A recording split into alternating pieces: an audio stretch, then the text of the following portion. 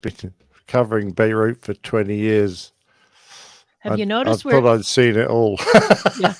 We're live Hi, early, everybody. guys. Early. Oh, yeah. Make note of that, please. Yeah. Someone. The historian, the APG historians out there. Yeah, Yabu sucks, PT UK. The APG archives. Why? So we were expecting Steffi, but something's come up for her today. Unfortunately, she can't join us. Maybe Nick Camacho might join us. We're hoping he might join us. Otherwise, it's just us old farts here today. Yeah, us and the Australian air attaché. Oh, that's right. Another old The fart. wood duck. The wood duck. He's not that old, sadly. Hi, Super Fred Driver. Hi, Fred. Morning. So, Tanya, you're not going to Oshkosh this year? Is that right? Can't. She's too busy being wined and dined in New York. Mm-hmm.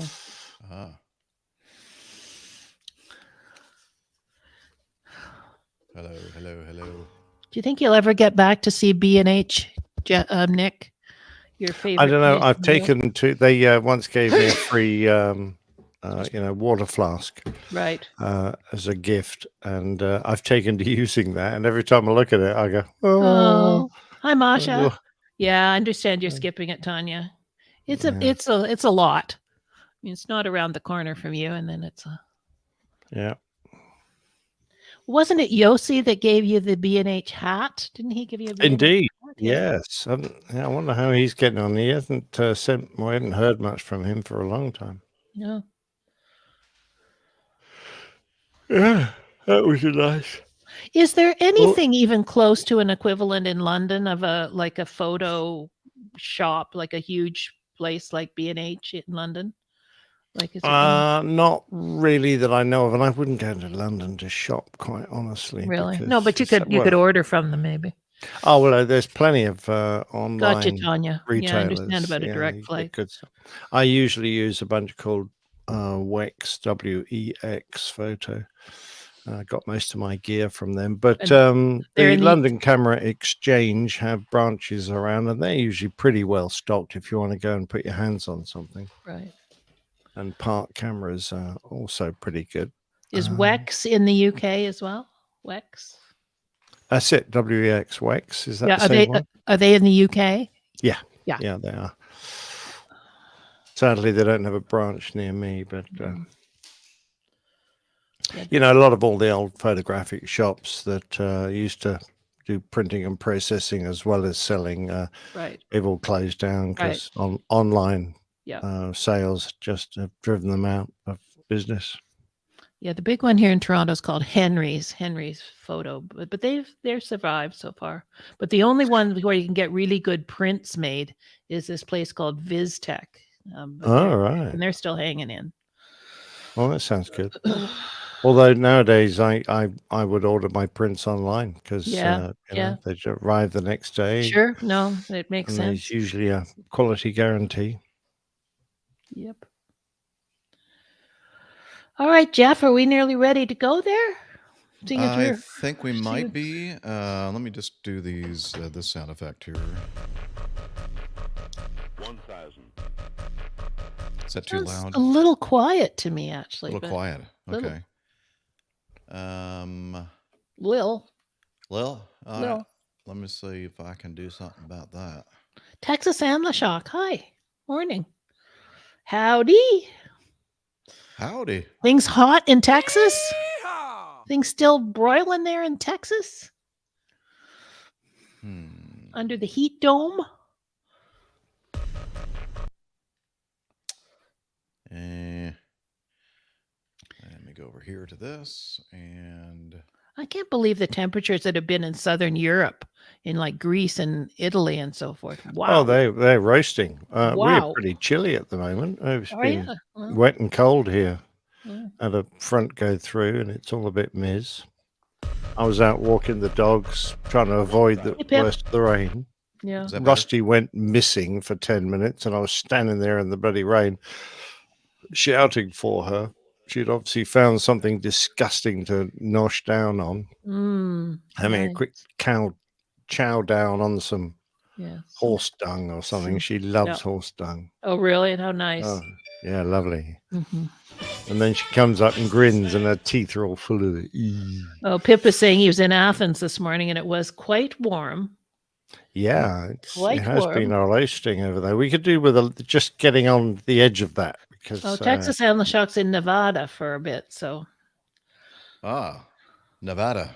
Oh, Micah. No, we let you people up in Maine be wet and miserable. Cold and horrible. But Micah, you made it in today to the show without any issues. We're very without proud one of you. whinge. We're well done. Very proud of you. Thank you for making the effort to come and join us. Yes.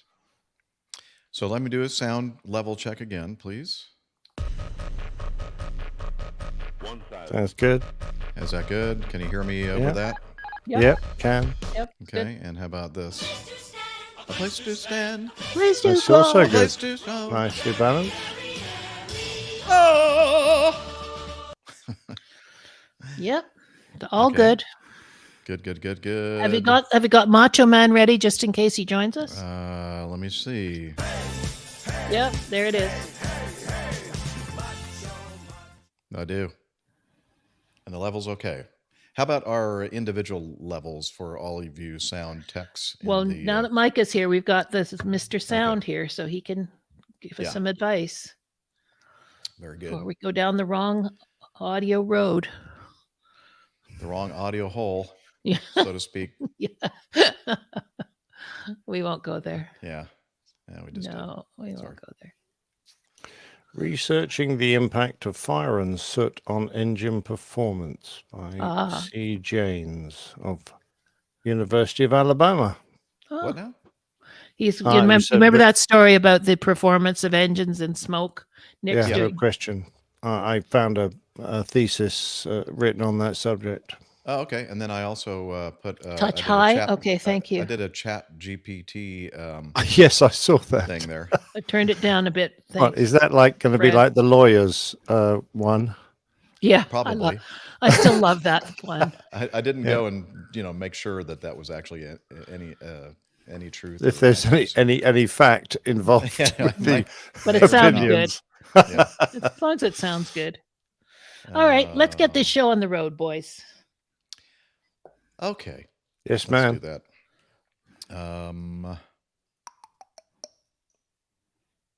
10:07. For those of you that don't do Facebook, we've got some big bowls news from Nick that we'll be sharing later in the show. Yeah, we're going to talk about Nick's big balls. I love my big balls. I know you do. We all do. And he's been handling them very well lately. Yes. I've been rolling them along the ground. Which is, I know. That doesn't seem like there's much finesse involved there. Like a drag. All right, here we go. Okay, here we go. Radio Roger, hit it. You're listening to the Airline Pilot Guy Show. The view from our side of the cockpit door. WAPG. It's the Airline Pilot Guy. Airline Pilot Guy episode 578. Yeah, he's up in the sky. It's the Airline Pilot Guy. Hello, you're listening to the Airline Pilot Guy Show, the view from our side of the cockpit door, with your host, Captain Jeff, broadcasting live from Studio 1A at APG headquarters in Roswell, Georgia. Today's show is recorded on the 22nd of July, 2023. Yeah, he's up in the sky. It's the Airline Pilot Guy. Put your light and it's flying by. With the Airline Pilot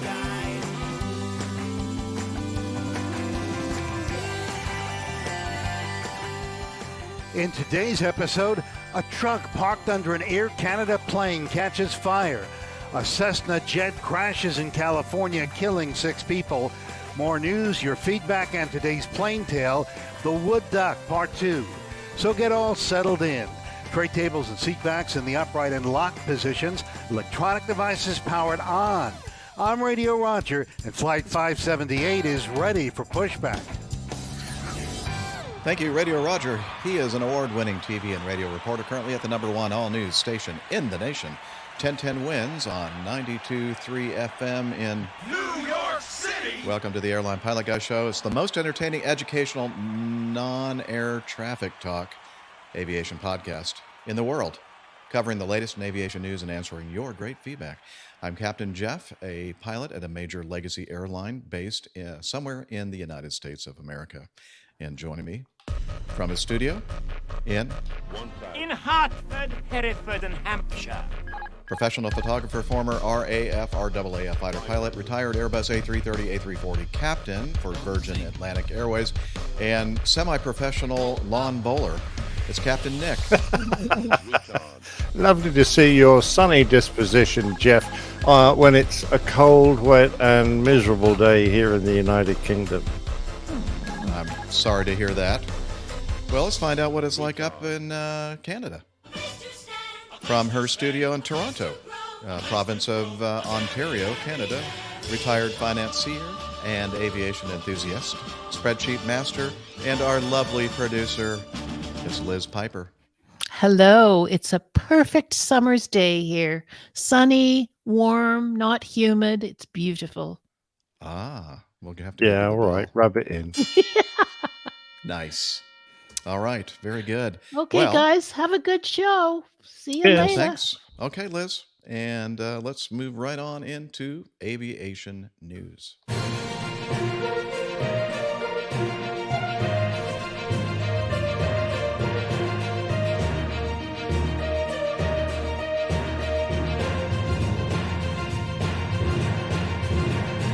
Stand by for news. All right, we're going to start off with this. I can. I do. All right. Are you with getting those married or something?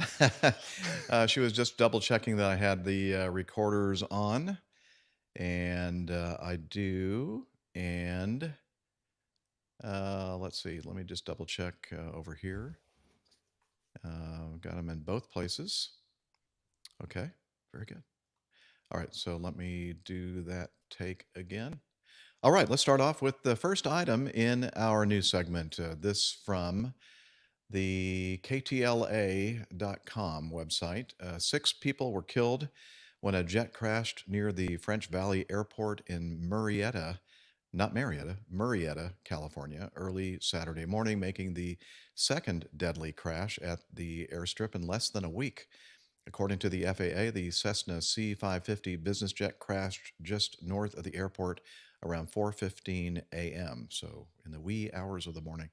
The 45-minute flight, which had departed from Harry Reid International Airport in Las Vegas, went down in a field and burst into flames. All right, we have a little bit of audio that we can play, and let me navigate over here to that and see if I can find it again.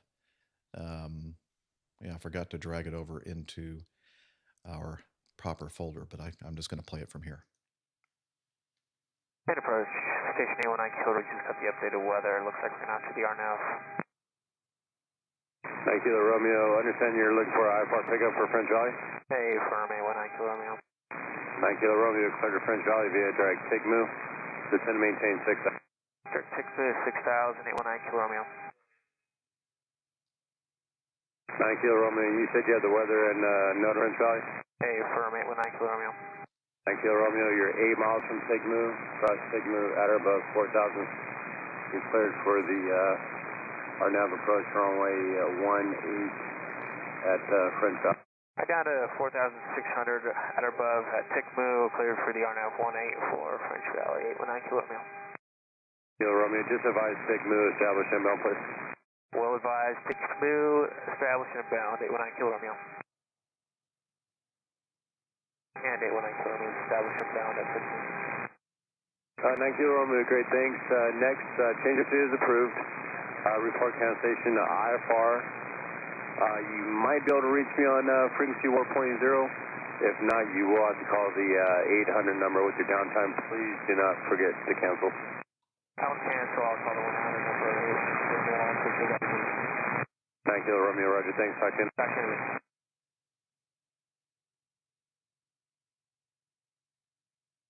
19 Kilo Romeo, you trying to call? 9 Kilo Romeo, roger, same intentions. Sounds like they did a miss. 9 Kilo Romeo, roger, just comply with the published miss, continue to maintain 5,000, your direct Jet 6. And 9 Kilo Romeo, roger, Jet 6. You're still cleared for the RW biz approach runway 18 at French Valley.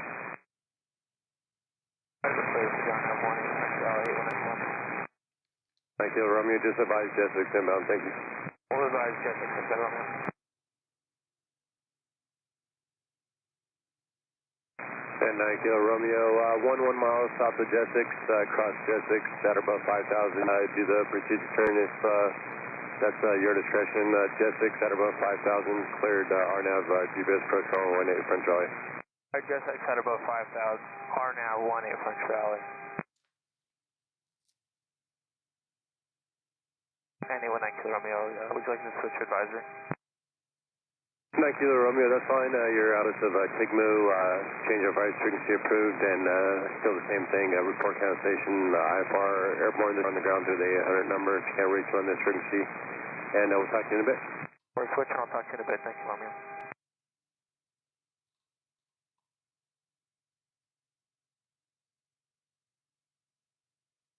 All right, I think that is it from the ATC communications. You can hear me, right? I'm back on. Okay. Let's see. Deputies located an aircraft fully engulfed in fire, the Riverside County Sheriff's Department said. 6 occupants from the plane were located and pronounced deceased at the scene. The crash caused a small brush fire that crews were able to extinguish in 1 hour. The identities of the victims were not immediately released. They were confirmed to be all adults, and the pilot was a certified commercial pilot, according to the NTSB. Heavy fog blanketed the area Saturday morning, causing poor visibility, which may have caused the aircraft to... Pardon me? Yes, it was dark and foggy, and poor visibility may have caused the aircraft to miss the runway by several hundred yards. The pilot reported to air traffic control that he would be performing a missed approach, which we heard, which generally happens when a pilot cannot clearly see a runway, NTSB explained at a press conference. Preliminary information indicates the airplane crashed short of French Valley Airport during its second approach at 4:15 in the morning, crashed 500 feet short of the runway. By the time authorities arrived at the scene, most of the airplane had been consumed by flames. Of the heavy frog, there's a heavy frog there too. Of the heavy fog frequently seen in the area, it's almost like a whiteout if you're in the hills, said Patrick O'Neill, manager of Moon Valley Nurseries in Marietta. You couldn't see probably 2 to 5 feet in front of you. It's almost like you're driving blindfolded. So there you go. Looks like it's a case of trying to get into an airport when the weather conditions, especially the visibility, were not quite good enough to do it safely. The RNAV approach takes you down, if they're flying to the LPV minimums, the lowest minimums on this approach, 250 feet above the ground is the decision altitude. This requires 7/8 of a mile visibility. Sounds like it was lower than that. And French Valley, California, it's located in Riverside County. It's very high terrain. You'll see on the approach plate that we're displaying that to the right, on the right side there's a pretty high peak, 10,834 feet, not far from the airport itself. So it's in a valley, and yeah, a lot of high terrain and just very dangerous conditions to be flying in early in the morning, dark and foggy. Absolutely, Jeff. It's interesting that he did a go around and then made a second approach, and that was the one that caused the mishap. I'm just going to mention here that when you're looking down through fog, at the ground, you can often see the ground sometimes quite clearly, particularly if you're just in a go around and your vertical visibility below you may only be a couple of 100 feet or so, and all of a sudden during the go around you're going, oh look, I can actually see the airfield there. Look, it looks like it's quite clear. May lead you to think that if you make another approach and just press on a bit, perhaps you'll be able to get enough visual cues to complete a safe landing, forgetting that the vertical visibility is not the same as the slant visibility, which you have to look through when you're low down on an approach looking forward, because you actually need much more visibility looking forward through the fog than you do when you're just looking down on top of the airfield, where the fog is literally may only be 100 or 200 feet thick. And this has led to a lot of people assuming that they'll be able to come visual. And I'm not saying that this is what happened here. This pilot may have been well educated in it, but it sounds like he pressed his minimums, came well below his minimums. Possibly he had a mishandled a second go around, but I doubt it. He completed the first one quite satisfactorily, assumed he would be able to catch sight of the airfield before he got too low, and perhaps while concentrating out of the window rather than checking his instruments and keeping a close eye on his altitude, he just left it too late and he couldn't recover. Yeah, and a good point made regarding the vertical visibility and slant range visibility, which can be entirely different things, and they usually are. And I've seen that same effect where you fly right over the field on the miss and you look down and look, oh, yeah, I can see everything. Yeah, but then you come back in and you can't see anything when you're exactly, at a 3-degree glide path. Yeah. Funnily enough, night can be an advantage because unlike some light conditions, if you're trying to make an approach into fog when the sun's against you, that the bright sun can make things a lot worse. It really does become very hard to see through the fog.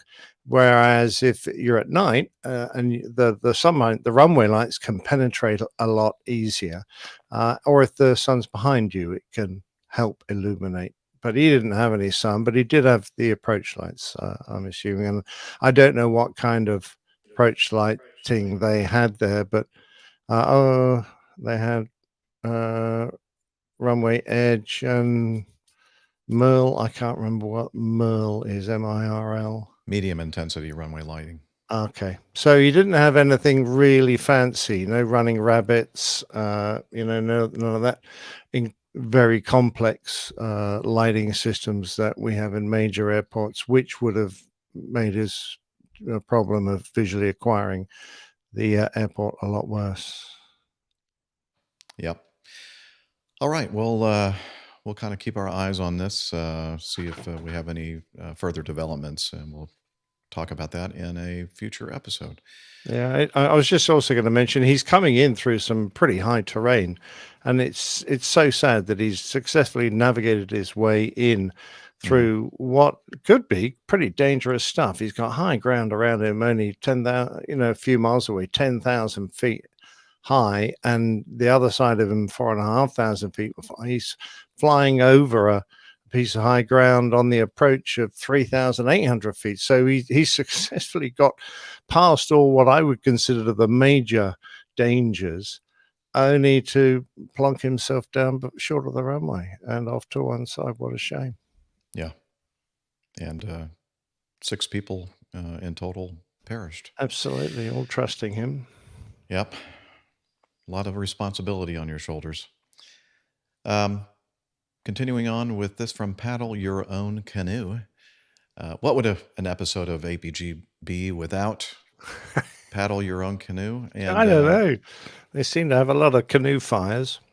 And Liz seems to think that Radio Roger submitted this news item. Oh, right. Good job. Yeah. So let's see. Air Canada Boeing 777-300 narrowly escapes disaster after truck parked under plane is engulfed in flames. And an Air Canada operated Boeing 777 narrowly avoided disaster at Montreal International on Sunday after a truck was parked underneath the aircraft, caught fire, was engulfed in flames. Ironically, the vehicle was a potable water truck. Yes, I said potable because that is the way you pronounce that word. I know. I just, when I was reading that, I went, oh yeah, there's my word here. Let me see if I can find the potable. That's the way you pronounce it. Very right good. there. Very good. If you watched, the show Jeopardy, as I did for many, many years, you'll know that potent potables for 200, Alex. So there you go. Quit saying potable. It's not potable water. There's no two T's. I'm sorry. I guess I should play my sound effect, my Jeff's pet peeves. Where is it? Ooh, Jeff's pet peeve. Yeah. Well done. Found All right. 2 in a row. That's a pretty good hit. I know, it's record. pretty darn good for me. I mean, way above average on finding sound effects. Excellent. Sound clips. Okay, anyway. So what were they doing, Jeff? Toasting their marshmallows and the fire got a bit out of control?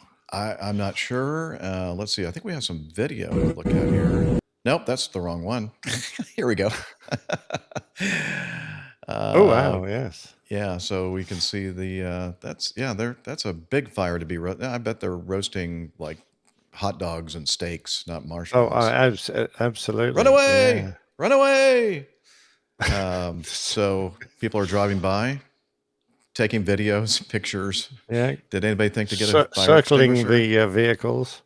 Yeah, and then I guess the front cab of this Woof. vehicle is engulfed in flames, so it'd be kind of tough to get into the driver's seat and drive that thing away from the airplane at this point. Yeah, I wouldn't like to try that.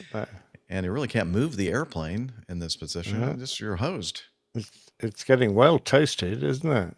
It is. Yeah. So there you go. That was exciting.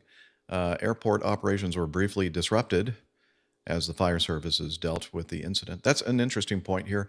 When fire services are involved in some kind of a firefighting/rescue operation, you wonder, well, this is on the ramp, is out of the way of the whole airport operations. Why would that affect anything else on the airport? Well, you've just reduced your response capabilities when you have some of your fire rescue equipment over there taking care of something. So that's why, out of an abundance of safety, they will usually stop operations for a little while until they Absolutely. have Although control. some major airports that have suffered major disruptions because of an event like this, when the fire services are involved, have 2 complete sets of fire trucks so that one can go off and deal with one incident, and they've still got enough left on standby to allow full operations to continue. So it depends on the airport and how much they're willing to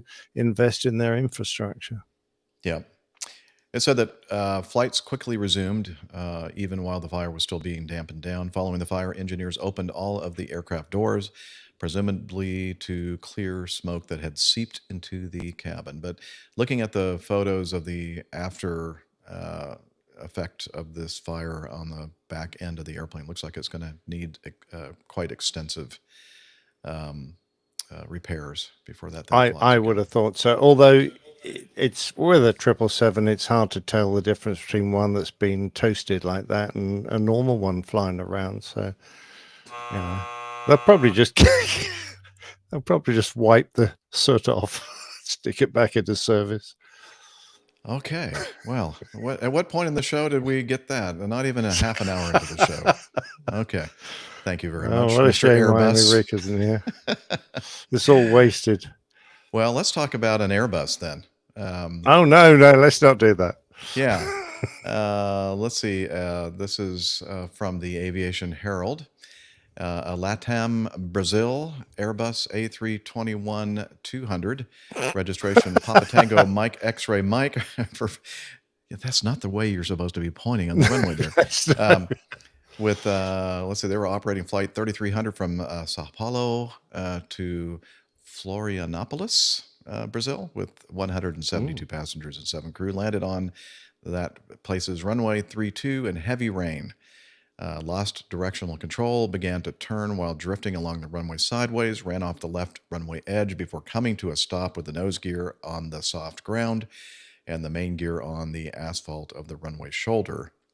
Though it looks like that shoulder is not really stressed for any kind of weight at all, based on that picture. I mean, it's not a heavy airplane, but wow, it's gone straight through.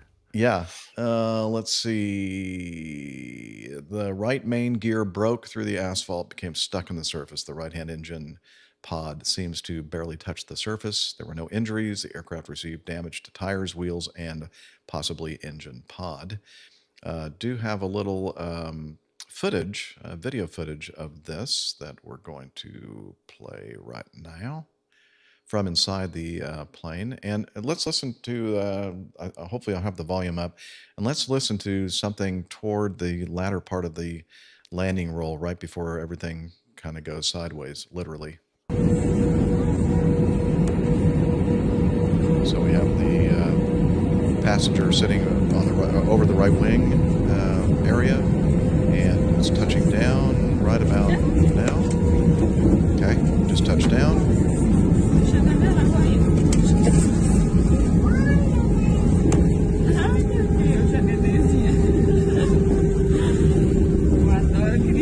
I notice an absence of engine noise.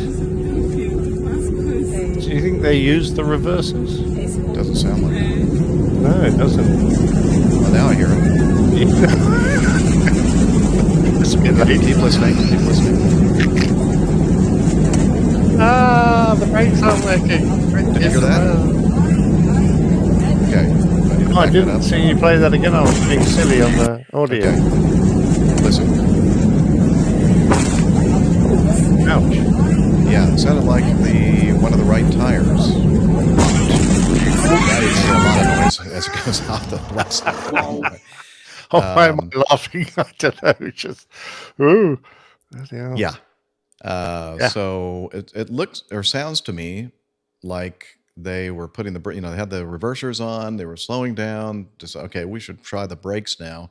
And then it sounds like one of the wheels locked up and popped the tire. And that's when it just started lurching over to the left, which it was raining, heavy rain, and there was a lot of water on the runway. And most of these runways around the world seem to not have like grooved surfaces or porous friction overlays. And I'm not sure exactly about this particular spot, but I would imagine it probably doesn't. So, hydroplaning was something that was probably a big factor in this. And but I'm thinking if the tire popped on the right side, it seems like, wouldn't it want to go to the right, not the left? I don't know. I'm not sure how a deflated tire reacts when in a hydroplaning kind of situation. I guess now that I'm thinking about it, you've lost your anti-skid capability over there on that side, so you still have it on the left side, presumably. So I could see where maybe it would want to pull to the left. I'm wondering if it was the sideways force as the aircraft started swiveling, yawing, the sideways force, and just hitting that soft ground that might have caused that. But it looked like they were actually still going fairly straight when I heard that. Yeah, it did. Pop. Look, I think so. I think they were going straight until you heard that bang. Yeah. And then all of a sudden it starts going to the left. I don't know.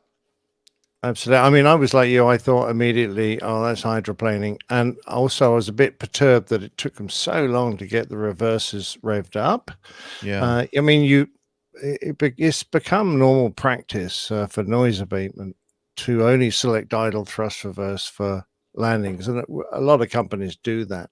But of course, there is the proviso that if you're landing on a very wet runway and looking at the forecast and the actual conditions, it was very wet, that you need to get those reversers in and start using them as soon as practical after landing, because that's when they have the greatest effect.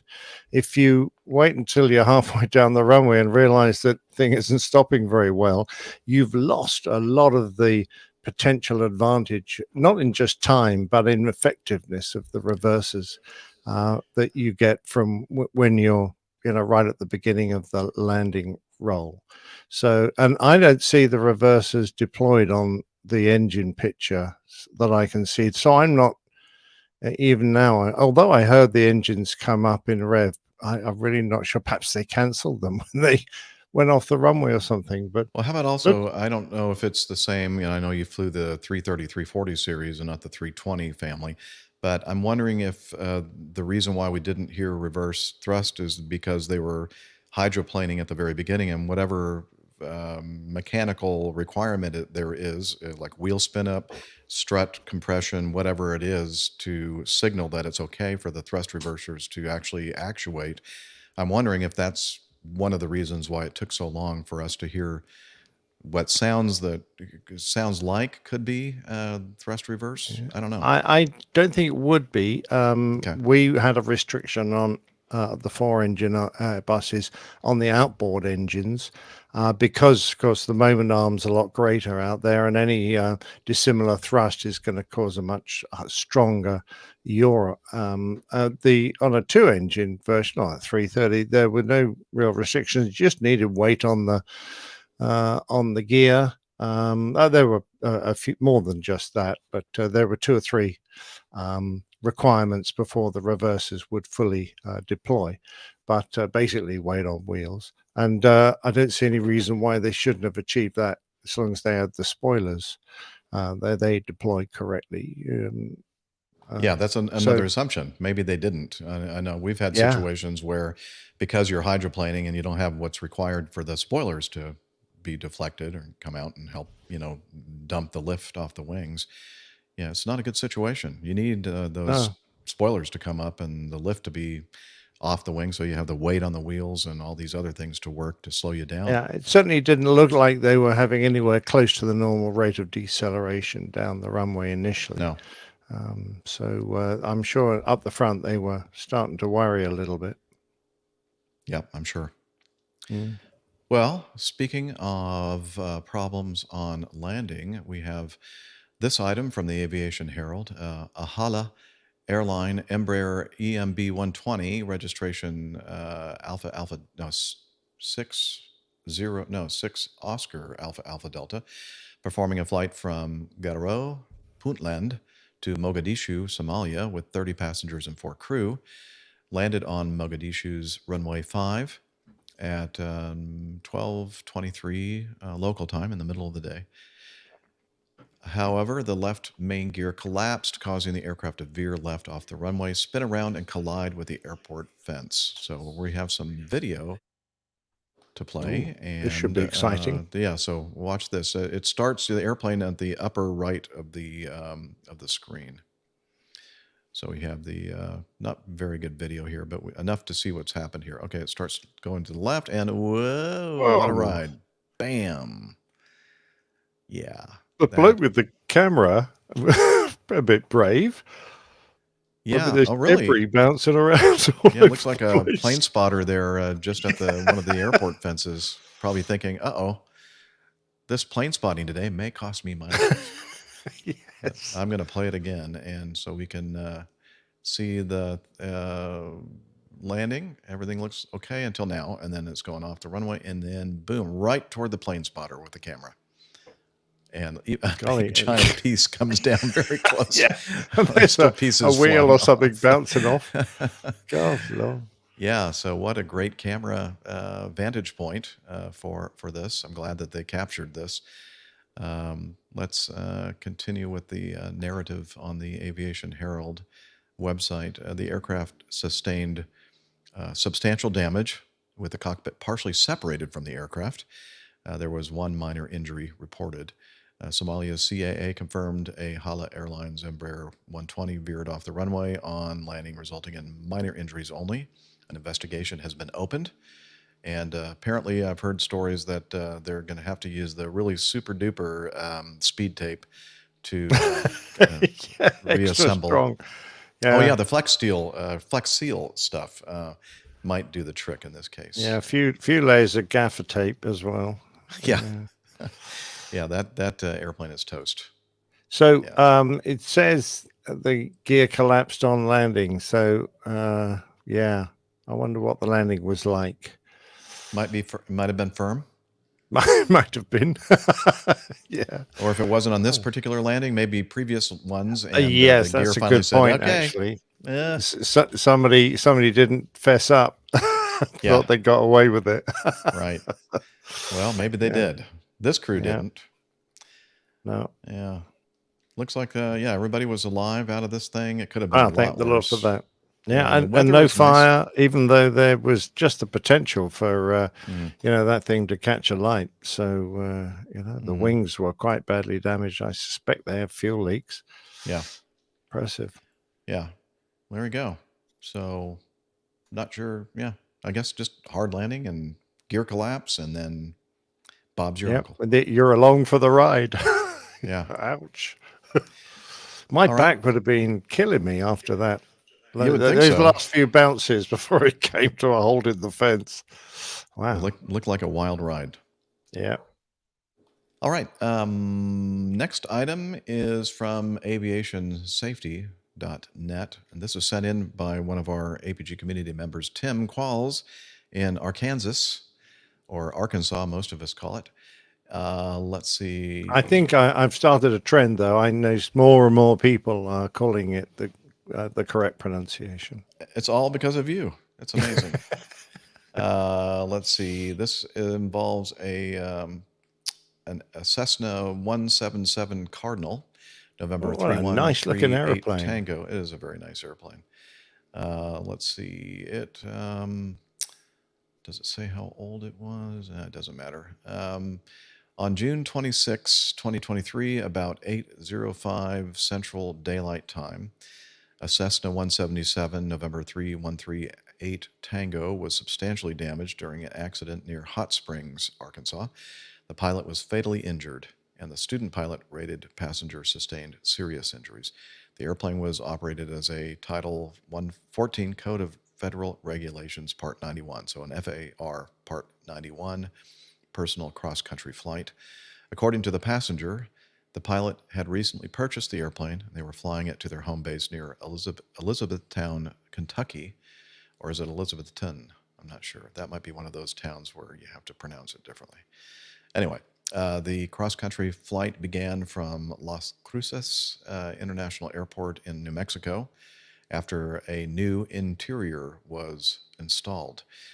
On the afternoon of June 25, 2023, last month, about just under a month ago, about 14:35, 2:35 in the afternoon, the cross-country flight departed Las Cruces with the intended destination of Avenger Field Airport in Sweetwater, Texas. The flight landed at Sweetwater about 17:53, so getting close to 6 o'clock after being airborne for about 3.3 hours. According to the passenger, upon landing at Sweetwater, the right and left fuel gauges indicated empty and 3/4, respectively. According to the airport manager at Sweetwater and related fueling documentation, the airplane was topped off with 25.8 gallons using the self-serve 100 low-lead fuel pump. The passenger also stated that the airplane's fuel tanks were full before the airplane departed. According to airplane track data, the airplane departed Sweetwater en route to Memorial Field Airport in Hot Springs as the intended destination. However, due to adverse weather that developed near Hot Springs while en route, the pilot diverted to J. Lynn Helms Sevier County Airport in DeQueen, Arkansas. According to the passenger, the pilot set the engine speed to 2,300 RPM during cruise, and that when he attempted to lean the mixture, the engine would start stumbling. When the mixture control was pulled 1.5 to 2 inches full aft of full rich. Additionally, the passenger reported that they heard a metal grinding noise when the pilot activated the carburetor heat while on approach to the runway at DeQueen. The pilot decided to go around, made an uneventful landing on the second approach. Flight landed at DeQueen about 9:43 in the evening after being airborne about 2.9 hours. According to the passenger, upon landing at DeQueen, the right and left fuel gauges indicated empty and 1/4. The pilot and passenger overnighted at DeQueen, Arkansas, before continuing on to Hot Springs the following morning. On the morning of the incident, or the accident. The pilot and student pilot passenger returned to DeQueen, attempted to refuel the airplane using the self-serve fuel pump. However, they were unable to dispense any fuel after processing their credit card at the self-serve pump. According to the passenger, the pilot then verified the fuel quantity remaining in the tanks using a fuel stick and subsequently determined there was adequate fuel available to continue to Hot Springs. According to the airport manager at DeQueen, although the pilot's credit card had been processed, there was no fuel dispensed, and the credit card transaction was subsequently voided. Additionally, the airport manager stated that the fuel pump operated normally when tested after the accident. According to ADSB data, at 7:24 in the morning, the flight departed and climbed en route between 6,000 and 6,500 feet mean sea level. According to the passenger, as they approached Hot Springs, the pilot transmitted over the Common Traffic Advisory Frequency, CTAF, that they were low on fuel and that they would continue straight in toward the airport. The airplane subsequently had a total loss of engine power as it approached runway 5 at Hot Springs. According to the passenger, the pilot was unable to restore engine power with the throttle and mixture controls full forward, ignition start switch selected to both magnetos, fuel selector handle positioned to use fuel from both tanks, and the carburetor heat on. The pilot also increased airplane pitch and established best glide airspeed of 70 knots, which is 80 miles per hour. The passenger stated she repositioned the elevator trim wheel to a full nose-up pitch trim position, while the pilot radioed Mayday on the CTAF. The passenger stated that the airplane subsequently entered an aerodynamic stall while descending through treetop height above the lake and impacted the water in a near vertical nose-down pitch attitude. So let's see, what else do we want to say? The aerodynamic stall speed, according to the owner's manual, at full maximum gross weight, is 46 knots, which is 53 miles per hour. And the aerodynamic stall speed increases to 61 miles per hour with the airplane in a 40-degree bank level turn with the flaps fully extended. Not sure why they put that in there. Maybe they must have been trying to do some kind of a turn at the last minute. I don't know. But sounds like they just got a little bit too, well, sounds like they had fuel starvation and just got really, really close to making it to the airport, but not quite. And they ran out and the engine stopped and they let the speed get too low and it stalled. Micah in our live audience says the 177 really is beautiful with that cantilever wing, no struts. Yep, they have lots of room inside, almost as much as a 182. Unfortunately, they were never as popular as Cessna expected and didn't sell. But they are beautiful airplanes, and you're right, Micah. Yeah, sleek-looking machine. I know when you realize you're not going to make the runway and you're going to do a forced landing, there's probably an enormous tendency to want to try and stretch the glide to get into a good position. But of course, it's as we are well aware, having covered so many of these, the last thing you want to do is lose control of the aircraft in a stall close to the ground, because you're not going to be able to do anything to control the way in which you impact the ground. And much better to keep the airspeed, just at a decent gliding speed, perhaps with a little bit of energy just to try and cushion the impact, but not to try and stretch to the point where you end up stalling and, as in this case, entering the water fully in what is close to a vertical dive. Just terrible, really. So yeah. I'm surprised that there were any survivors. Real shame. Now, I wish that Camacho or Steph were with us because I highlighted something here in the narrative, and maybe it's nothing. I don't know. This might be part of the procedure. But I thought it was odd that the passenger repositioned the elevator trim to full nose up. That might be a standard thing to do. I don't know. Well, I don't know either, because you normally never trim into a stall. If you're doing practice stall, you give up trimming as you start approaching the stall, because the last thing you want during the stall recovery is to have that back pitch already set from the trim, so that as you try and recover, you go back into a a second stall inadvertently, because as you unload the controls to ease the nose down, unstall the wings with the trim set full up, there's a great tendency for the airplane to want to pitch back up into another stall. So I question what was going on there. I really do. Yeah, it just reminded me of a situation that I had in the C-141B Starlifter on one of my initial trips in the airplane, and we were flying somewhere in Asia, I think probably the Philippines, if I'm correct. One of our also new pilots was flying the airplane. She didn't have a lot of upper body strength, and she was coming in for landing, and she would use the electric trim to basically flare the airplane. And the Czech airman was not happy at all with that, because, as what you just said, Nick, if you have to go around and you have the trim set pretty close to the full aft position, you put the power in, and that airplane is just going to go uncontrollably nose up and could actually end up crashing the airplane. And if you're doing it because you don't have the physical strength to manhandle the controls, you're going to find it very hard to oppose that force. Yeah. Anyway, so again, one of these things where we're almost there. We got really close. We had to divert because of weather. That was a good decision. But the decision to press on when they had trouble trying to refuel the airplane was a bad decision. They just didn't have quite enough to get to. Yeah, that's the nub of it. He obviously realized he wanted more fuel, but not having the patience to try and sort out the fuel pump or call a Bowser over that would that they could fuel the aircraft some other way was a major error. Well, it was the major error here, really. Very sad. Yeah, and they just had the aircraft refurbished, and you think to yourself, all the times, never a good time. But it probably looked gorgeous when they were flying at home. Yeah, I bet it did. We're going to skip F, Nick, and we're going to save that for when we have Steph with us. So, good. We get to go to Nick's favorite airport again from Paddle Your Own Canoe. There's always something happening at Lagos, isn't there?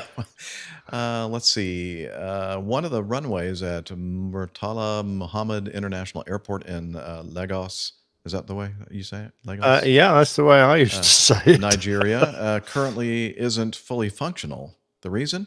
Well, some of the runway lights have been stolen just months after they were installed. It's believed that the airport workers were involved in the theft, and an investigation has now been launched to arrest those behind this and recover what's missing. So what's the backstory here? Lagos Airport has two sets of runways, with one being closer to the international terminal and one being closer to the domestic terminal. In November 2022, new lights were installed on the runway closest to the domestic terminal. This meant that the planes could operate using that runway at night, while previously planes had to use the other runway and then taxi a greater distance to get to and from the domestic terminal. For the past few months, that runway has been undergoing maintenance. During that time, the criminals took advantage of that and decided to steal part of the runway's lighting system. According to NOTAM, notices to air emissions, so according to a NOTAM, it's actually the PAPI, Precision Approach Path Indicator lights, that were stolen. These lights are important for pilots to be able to maintain the correct glide path while approaching the runway. So, for the time being, pilots are warned that the PAPI lights for runway 18 left are unserviceable. Currently, this restriction applies through October 7, 2023, though presumably that timeline could change depending on how quickly the airport is able to fix this. And this article goes on, what do you do with stolen runway lights? Here's part of the story that puzzles me most, the writer of this article. I can understand what would motivate people to steal things like jewelry, cash, drugs, etc., since those are things that are easy to hide and also easy to resell. But what on earth do you do with a stolen runway lighting system? I'd assume Heathrow and Schiphol aren't scouring the black market to see where they can find some gently used PAPI lights. This also seems high risk because it takes some time to steal them, and you also can't easily conceal them. Yet somehow thieves seemingly got away with this, at least as of now. Then there's the whole question of how bad airside security is at that airport when thieves can literally just steal the runway lights without anyone noticing. I suppose we shouldn't be surprised, as this is the same airport where someone managed to jump off an aircraft's wing to hitch a ride just before it was supposed to take off. And also, Nick, you have a little experience with the airside security there at that airport. Yeah, apparently some of the local villagers used to use the grassy areas of the airfield to grow crops, and they used to come in across the airfield, throw over the fence, and go down to tend or to harvest their crops. And one day I had a bloke run across the runway. Well, he didn't actually run; he was walking across the runway as we were getting airborne. He broke into an unhurried trot as we approached him. I didn't spot him doing about doing over 100 knots, and then I suddenly went, "My God, there's someone on the bloody runway!" And I thought we'd hit him, if not blow him away with the jetty flux. There was no chance of missing him if I tried to reject the takeoff, so we were more or less forced to carry on. But it was never. I never got a satisfactory, even though I told air traffic, explanation of what had occurred. But yes, it was an airfield that lacked a certain element of security, which is sometimes quite important. Well, Masha, in our live audience from the Netherlands, says, anyone checked Carlos's back garden? Oh, yeah. Because he does actually, I was just thinking, I wonder if the military thought, oh, we've got an airfield up north that we'd like to have some nice pappies at. These civil blokes don't seem to be using theirs very often. We'll pinch them. Right. Because a lot of military guys around the airport. But that's the only thing. I mean, I suppose you could set them up as disco lights, like Carlos, who's a bit of a DJ in his spare time. Or, perhaps you could put them in a bar as strange lighting. Actually, it's a lovely picture there showing exactly how pappies work, because if you look at the far right-hand one, that's pointing quite well up, indicating when you were in that light beam, it would be indicating white, so that you're above. And then as you progress along from right to left, the indicators, the lighting body is slowly angled down. So it gives you an idea of how it generates the different lighting colors depending upon your angle of approach. Yeah. But, I mean, they're damned expensive because they're a real specialist piece of kit. So, very expensive to buy, very hard to move on at any kind of a profit, I'd have thought. But there you go. Let's see. I guess we could also potentially use them as like bar stools or something like that. I'm not sure exactly how big they are. Probably a little bit too big for using them as bar stools. Possibly. If it was a cold environment, it would be kind of a nice seat heater as well. They probably get a little bit warm. I don't know. Yeah. Good point. Yeah. Okay. Well, let's. Now you know why I used to so enjoy going to Lagos. Oh, yeah. Don't forget, this is the airfield that the controller insisted that a cargo 747 land on a runway that was not only notamed as having work in progress, but actually had a sort of 3-foot trench dug right across the runway. And of course, as the bloke landed, he ripped his gear off and he careered off the side of the runway. Not exactly his fault, because he did question. He said, "Are you sure you want me to land on that runway? It's notamed as being unavailable, work in progress." And the local controller insisted, and lo and behold, it was night, so he couldn't see this trench. Next thing he knew, he was on the grass. That is not good. Very sad. Yeah. All right. Well, let's get to know us. Getting to know you, getting to know all about I think they know enough about me now, don't they? Getting to like you. Well, there's no chance for that. Yeah. We'll do our best, though. Well, we do try, that's for sure. And anybody that knows us and spent any time with us know that we are very trying. Yeah, I'm going to start because I don't really have that much to say. No, you got a lot of pictures to go through. Well, I know, but I think I'll save that for you to manage.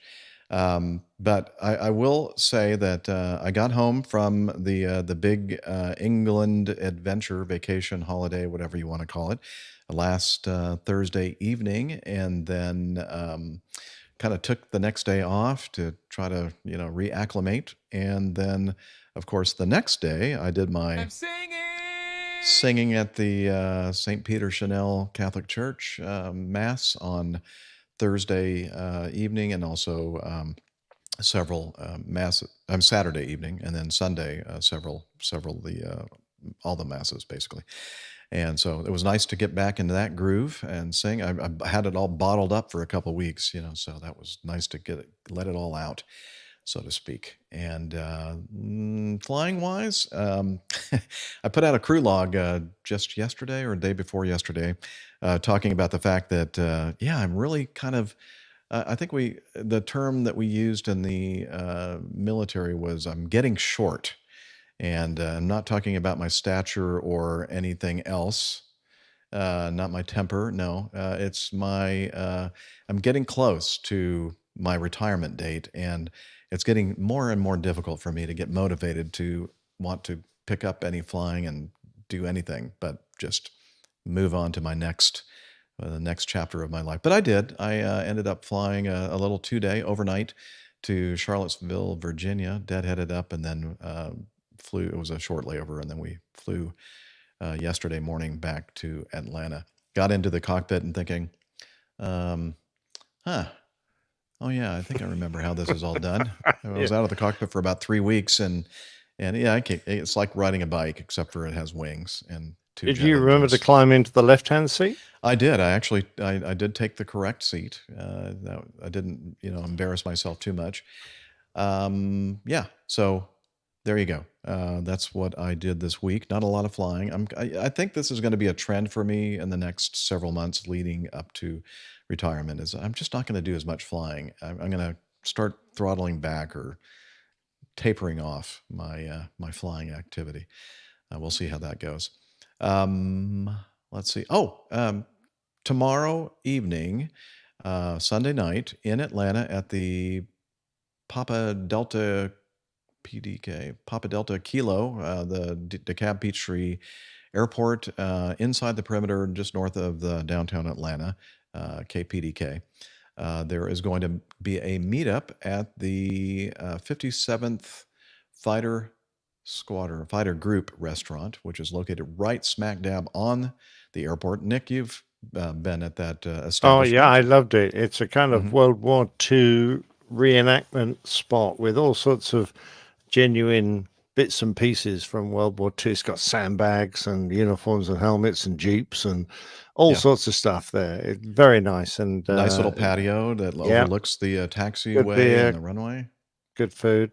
Yeah, good food, good drink. And so why am I mentioning that? Well, A320 Matt, who joined us on a few episodes back, is I think on the latter portion of his couple-week road trip holiday to the United States. And he is going to be in Atlanta tomorrow night. He may already be here, I don't know, with his family at the 57th Fighter Group restaurant, and he's hosting a meetup. And if you're out there and you're a fan of the A320 podcast or the A320 Lounge or Matt or even APG, you might want to show up. I plan on attending.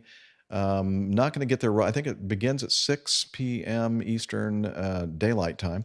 But I'm going to be arriving a little past that, probably 6:30 to 7 o'clock by the time I finally make it down, because I'm singing at the 5 o'clock Mass up in Roswell. So I'm going to get there as soon as I can and join in the meetup festivities. And I'm really looking forward to seeing Matt again. Oh, by the way, Matt managed to make it to our first meetup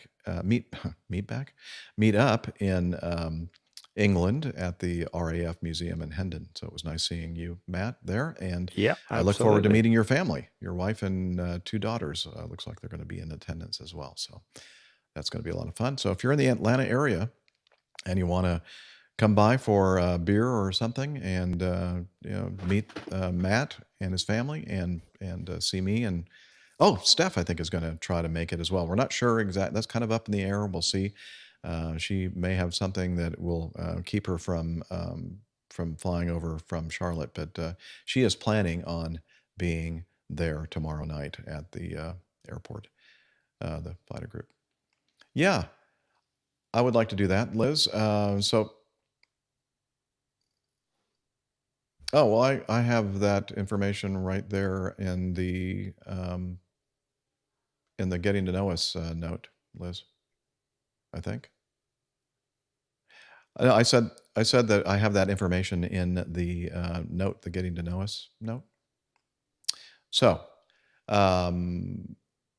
this is from Logan, one of our community members, who will be at Oshkosh, which starts basically, people are flying in right now as we speak to the airport up at Oshkosh, AirVenture, EAA AirVenture 2023. And just wanted to mention this for the last time. Osh 23 is quickly approaching. Yeah, we're almost there. I guess officially it starts tomorrow. And he wants to make it known to anyone that's attending that they'll be having a quick little meetup at the Brown Arch on Thursday, the 27th at 10:30 a.m. We will be taking a group photo besides Glenn's brick. A Thursday meetup was always something that Glenn organized, and I want to make sure that the tradition continues on for him. Again, that's Thursday, July 27th at 10:30 a.m. in front of the Brown Arch, and you'll see all the other folks gathering there, and that's a nice thing to do for a long-time Oshkosh AirVenture attendee,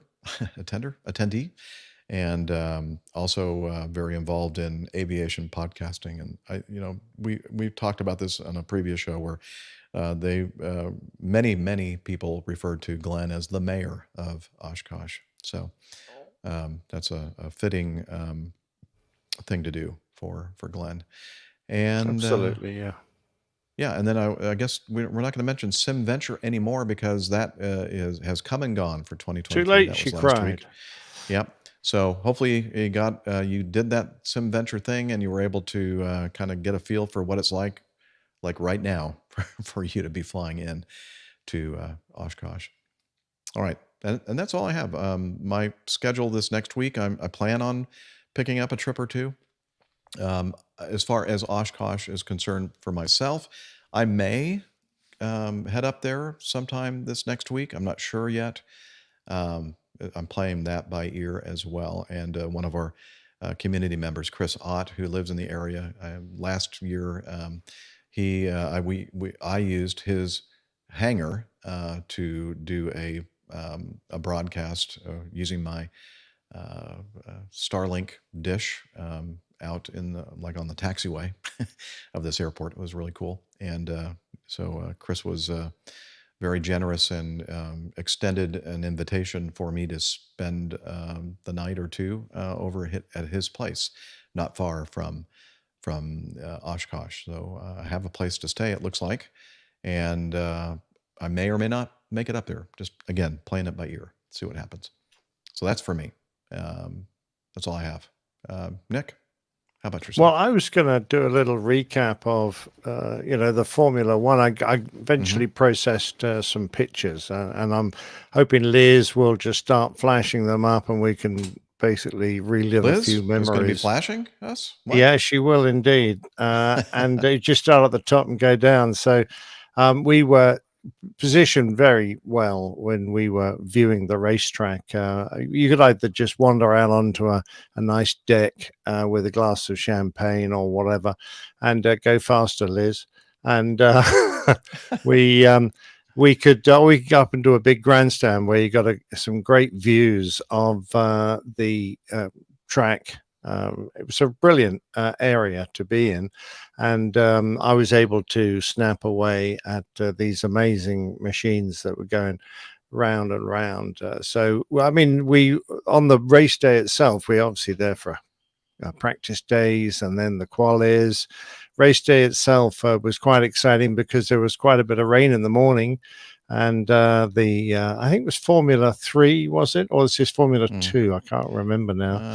I think it was Formula 2, maybe. Yeah, they had to set off under the safety car, and then they went up to full speed. But the track was pretty damn wet, and they had wet tires on. We saw some of the drivers up pretty close after they'd had technical malfunctions and had to climb out. So that's Mr. Magnussen, isn't it? Yeah, it is. It's the Dane. Magnussen drives for Haas, and that was during, I think, the first part of qualies. That's right. Yeah, they red flagged the end of qualies, which I think upset a few people who were trying to get one of their good laps in. But I was able to see. Oh, look, they had the red arrows as well. That was this is the aviation part of the Formula One. There you go. So, yeah, there you go. You get a picture, and you get a picture of Grumpy Jeff because I think his favorite team had probably just been overtaken by somebody. Or and there's Happy Jeff because Mercedes is doing much better now. We're in third. And this is the fabulous marquee that we were in, where they served the most wonderful food and drink all day. It was, and Jeff getting high on Pimm's. Do you normally drink Pimm's, Jeff? Do I normally? Yeah, no, you don't have it at home very often. No, and it was like really super sweet, like iced tea lemonade. I mean, I didn't really even taste the Pimm's actually, the way they concocted this mixture. That's very true. I mean, it's very much a summer drink, so lots of that. And that's Jeff doing some editing while we're all sitting down enjoying ourselves and sipping more champagne. And table F15, we were at the Eagle table that day, no doubt about that. And then, of course, we did a show. So there's a few pictures of us doing the APG show at Captain Nigel's place. Trying to solve a few technical hitches. Nigel's completely oblivious of anything. Oh, and this is at the end with Nigel's huge collection of Oktoberfest beer mugs, having a bevy there. And Jeff's just showing us the size of his organ, or is that a piano? I'm not sure. I think it's a piano. Yeah. Oh, okay, fair enough. And are doing yet more editing, this time to a gin and tonic. A lot of tonic, I noticed there. Or is that you just the number of gin and tonics you've had? I'm not sure. I think Nige plopped that 6-pack of tonic there on the table. But that's true. And Nige and Lou cooked us a beautiful Sunday roast. And that's a good old leg of lamb, very traditional English. And he took us to the most wonderful pub, which is built into a folly that is on the position of a major battle of the War of the Roses, the Civil War that occurred between the Cavaliers and the Roundheads, the Royalists and the Parliamentarians in England, and it was great. It was actually literally at the edge of a hill. Oh, look, there's the two old men. Indeed, there's the view from. There's the two old men. There's the. I can't keep up now, Liz. There's the view. Captain Jeff's about to leap over the edge. It was quite a steep drop down there, but very. Yeah, it doesn't pretty. Look like it in this photo, but it's a very steep drop off there, right behind me. Indeed, and the Cavaliers made the big mistake of coming off their high ground to go and meet the Roundheads, and whereas they would have, thrashed them otherwise. We had a meetup while we were there. This is the Great Northern Meetup, or slightly North Meetup. And we had, this is Andrew, who works for the BBC and is a producer. I don't know who that old man is, but I think he was a gate crasher. And Neville Bounds from PT UK was there. If you just go back to the group picture, please, Liz, I'll try and. So we had Barry Lennon, who you'll remember from a couple of Plain Tales. So, the 4 KO5s in a bar, and his story of flying a Lightning straight at the East German border in Germany. Andrew, Neville, and can you help me out with a few names now? I know we got Ruben on the end. Yeah, Ruben over there on the left side, and then in the middle there, that's Chris. That's starts with his last name starts with a P. I can't remember exact. Postal, yeah, Chris Postal. That's it. Yeah, Chris, brilliant. And he was wearing a fabulous T-shirt with the generations of Grand Prix racing cars all over it. So it was a very pleasant evening, drinking hooky beer out of a barrel, and we indulged ourselves and bought a whole bunch of pizzas delivered and sat there and munched, and everyone seemed to have a good time. So that was definitely worth doing. Jeff got drunk, and then after that, he decided he was going to join a monastery and live his life in darkness from evermore. Yeah, it was a huge amount of reflection for me while I was so that's a quick recap of the fantastic time we had when Jeff came over to host me at the F1 Grand Prix. It was just a fantastic and then you and time. your lovely wife Jilly hosted me at your beautiful manor, and also thanks again to Nigel and his wife Valerie for putting up with us, and or at least Valerie or Lou for putting up with us at their beautiful home up in outside of Banbury, Tadmartin. That's right, yeah. Or Oxfordshire or whatever. Oxfordshire, sure. Yeah. Yeah. So, yeah, Nick. Yeah. What have you been up to? I know I got a chance to catch several bowling matches while I was there, and it was really fascinating for me. Nick, we thought maybe it was my presence there giving him a good luck charm to win all these matches. I mean, we talked about that on a previous show where he played some really good players and beat them, and people were kind of like not believing it. And but I guess my presence really had nothing to do with it, because you've continued.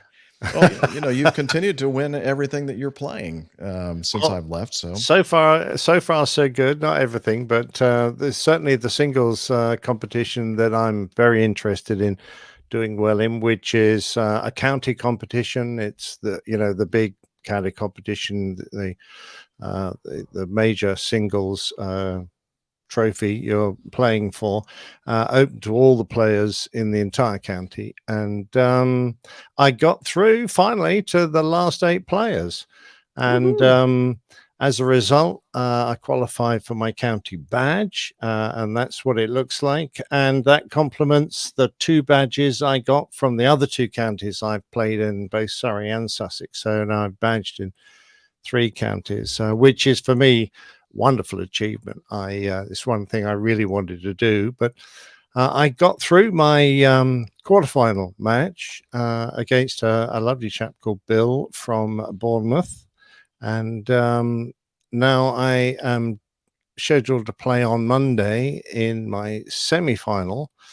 Get through that, and wow, I'll be in the county finals in the beginning of September, which is a big day.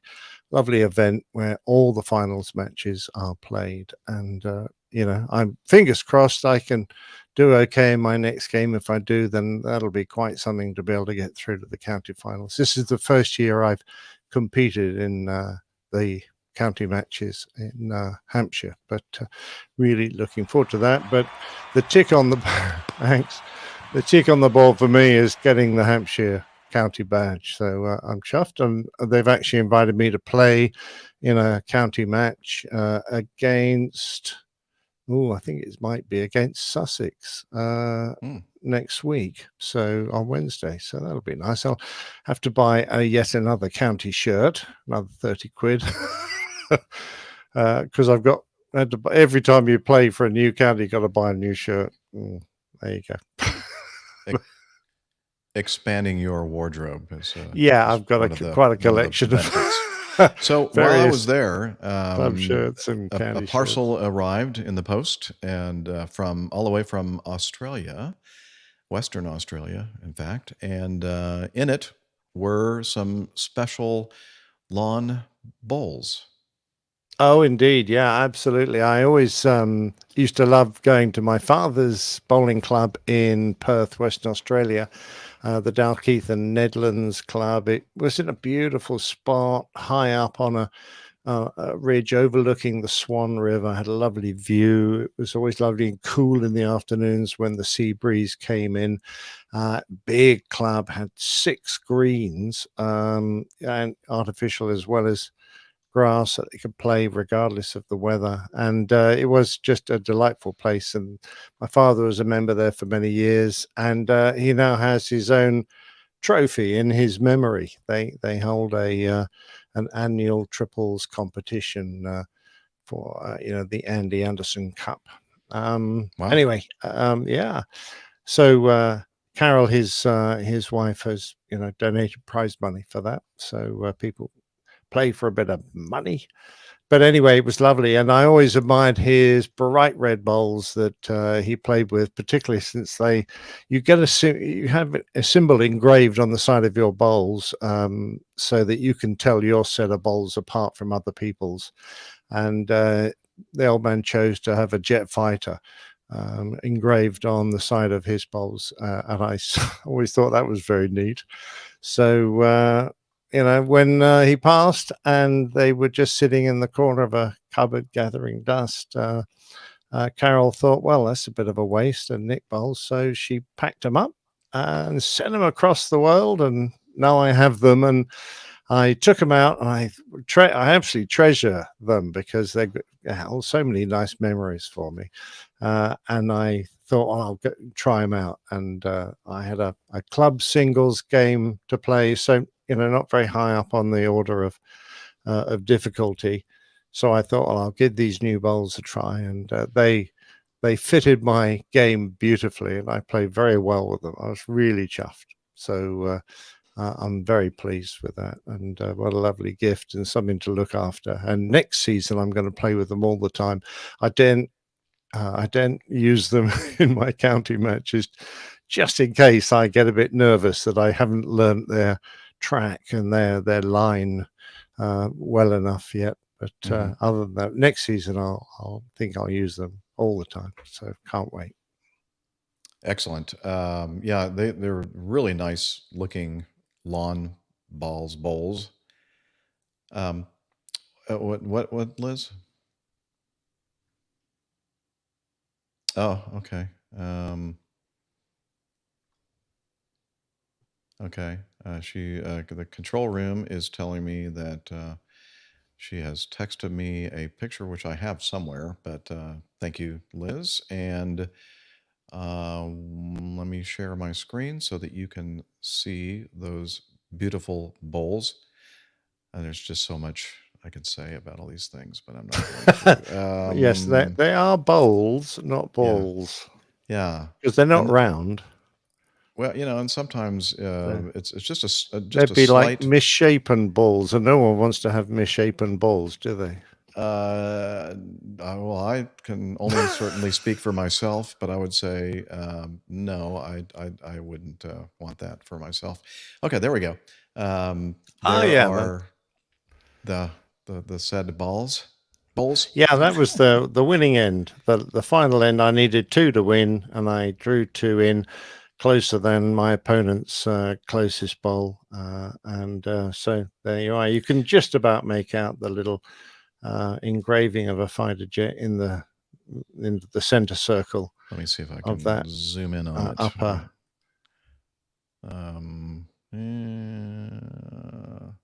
There we go. Oh, there you go. Yeah, it's sort of in a nosedive in that position. It is. Absolutely. But anyway, they're super. Nice Taylor red lines. I always found it funny that a lot of Australians play with British-made bowls, and a lot of British people like myself play with Australian-made bowls. So the grass is always greener. Yes, exactly. Except for those little spots of brown right there. Yeah, it's very true. You see the white on that top bowl? Mm-hmm. Yeah, that's been marked as a toucher because it's actually physically touched the jack while it was being played. So, well, good shot. There you go. Good shot. It gets chalked so you can tell it apart from the others. Yeah.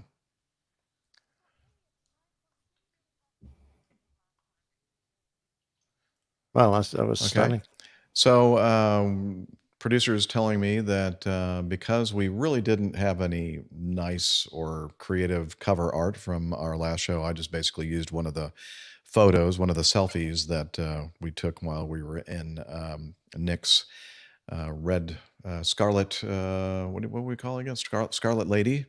Oh, yeah. Yes. In the Audi Roadster, the TT.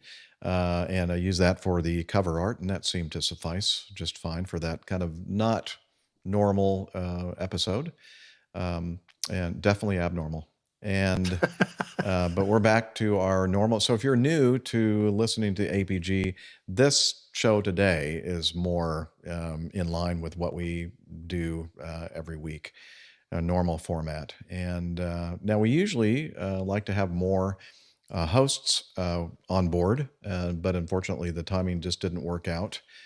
Summertime's kind of busy for a lot of folks, and so we're doing the best we can. But you got the old folks with you, the retired airline pilot and the almost retired airline pilot here, and of course our retired producer and in the background talking to me in my ear. Okay, let's do some coffee fun stuff.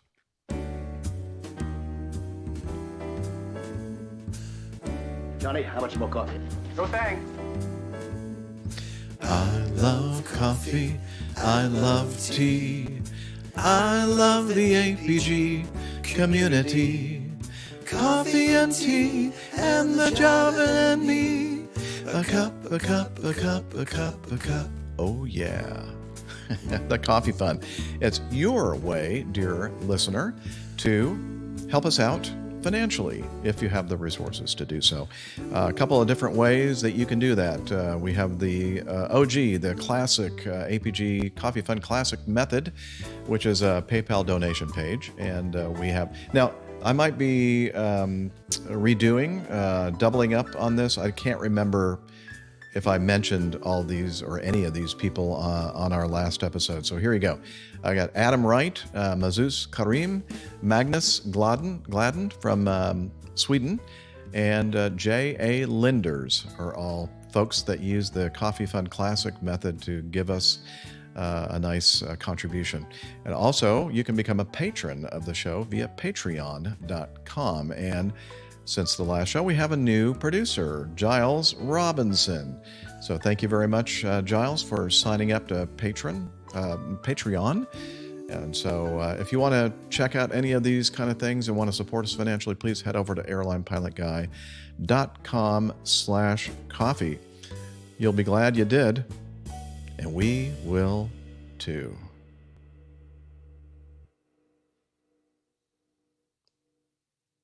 Ba-dum. And I think I might need to take a little physiological break, if you don't mind. Okay. I'll be back shortly. And in the meantime, you kids entertain the troops. I'm here. Here he is. Oh. Is Jeff off somewhere?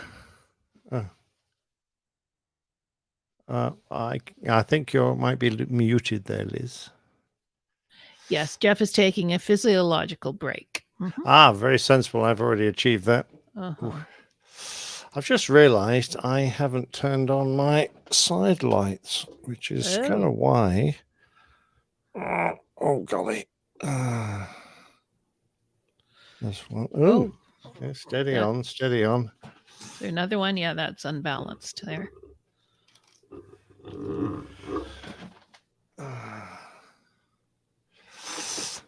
See if the camera can cope with that. No, it can't. They're a bit bright, actually. Mm-hmm. It's kind of a dull day there, eh? It certainly is. Is it? Yeah.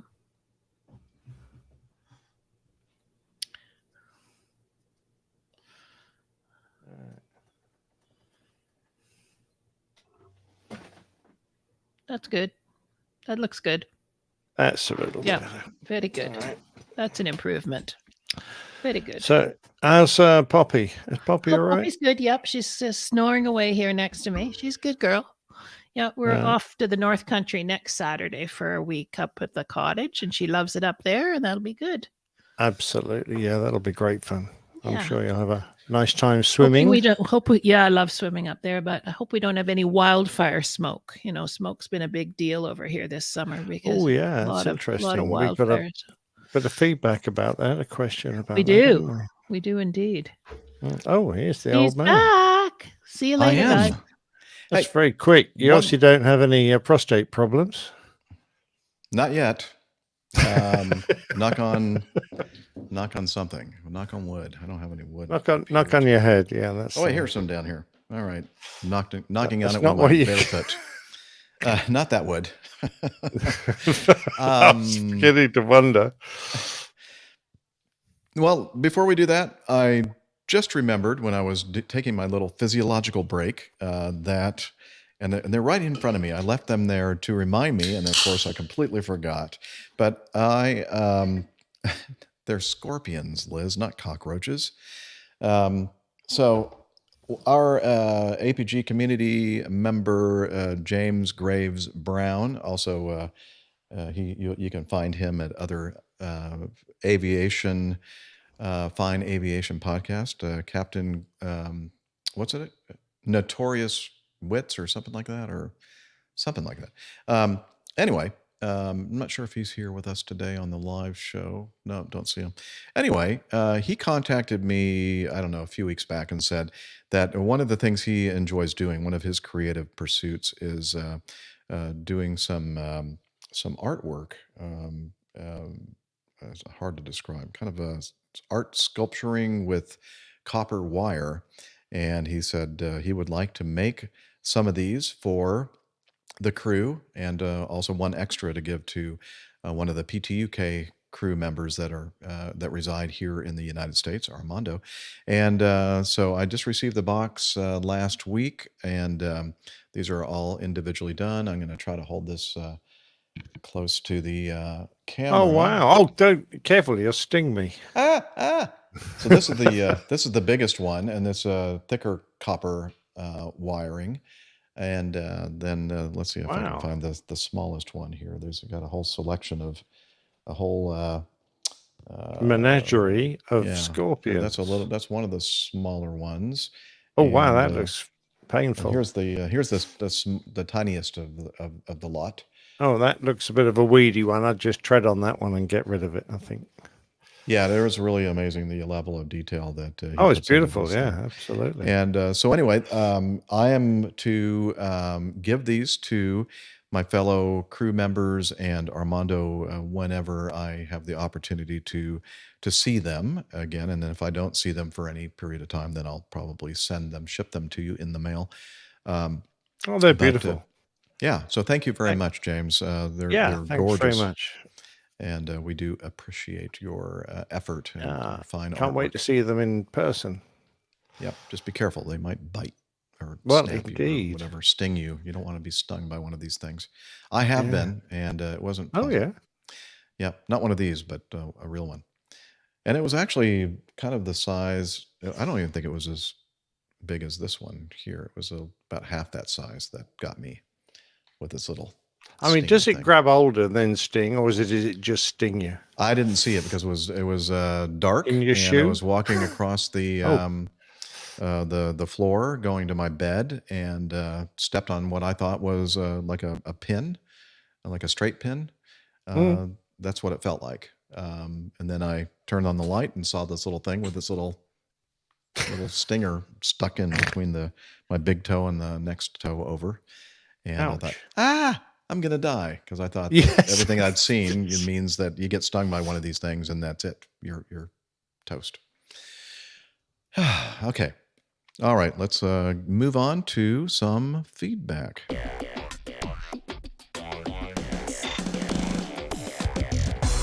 Captain, incoming message. All righty. Let's start with this from Robert. And he said when to ask for help. It's an Instagram video when that cabin door just won't budge. And so let's go ahead and see if I can find the window that everybody's in. There you are. And let me add this to the stream. I think that this is it. Way too much. I know we don't need the music. Okay, so we see the front part of a 737, it appears to be, I think. And it's the R1 door, the right side door, the first one on the right. And there's a flight attendant struggling to release the catch, the latch that latches the door to the fuselage to keep it from, getting caught by the wind and flying closed and killing somebody. And co-pilot first officer was opening his window there, see if he could help. Yeah. But I guess he was probably seeing if it was still attached. so where's that the latch. gust lock on the? Well, the these gust doors? lock is toward the front of the door, right behind. Oh, you can't see my cursor. It's if you go forward to the right side cockpit window, it's on that side of the door, but on the side of the door on the outside of the door, which we can't see. Oh, so she's not. Doesn't look like she's disengaging it. She hasn't reached over there. I think there's a handle where she had her. Let me back this up. Where she was pulling. Yeah, there's a handle there that to swing the door. It also it moves, it pivots, and it's supposed to retract the latching mechanism. Oh, okay. So there's a connection there inside the door that when she pulls that, it's supposed to detach or move the latch up, I believe, which allows the door to come free from that gust lock. And apparently something's loose. It's not quite, moving up the gust lock latch enough for them to. And so she's just fighting against the. I think that's what the co-pilot was doing. He was the first officer was looking out the window to see if that was the issue there. Gotcha. For those who aren't familiar, when you open an airliner door, it latches open so that the wind can't blow it closed because they're quite heavy bits of kit. They really are very solid, and you don't want them to swing in the wind and bash someone who's in the doorway or trying to exit the aircraft. And the Airbus, it's a button you press down that's in the center of the door, and then that releases the mechanism that's holding the door in place. It looks like Boeing have a much more sophisticated system that is really smooth in operation and easy to manipulate. So we're well done to the Boeing engineers for designing that. That's a good job. That's the second one. Yeah. One wonders why on earth they had the R1 door open. If they had a vehicle there, why didn't the bloke help them close the door from the outside before he left? I'm wondering if it's one of those situations where it was hot and they wanted to get more airflow and circulation, so they opened that up. I don't know. That's true. There, that's true. But when we do that, I mean, we have to be ever so careful. We used to just put the strap. There's usually a retractable strap that you put through that exit that stops people accidentally falling out, because you fall out that you could easily kill yourself. But we were told that wasn't sufficient, so they came up with these big nets. You had to hook over the exit just because of health and safety. It's obviously a bit of a hazard having a door. and watching this, and her struggling with that. I mean, as you said, that's a very dangerous thing. And if you fall out, it's possible you could at least break a leg or worse. Yeah, I know. Although it was a poor Japanese or a Korean or a lady that spilled out of one of these aircraft and landed head first, and I don't think she survived. So I don't think she did. We covered that in a previous story. So be careful out there, folks. Yep. All right.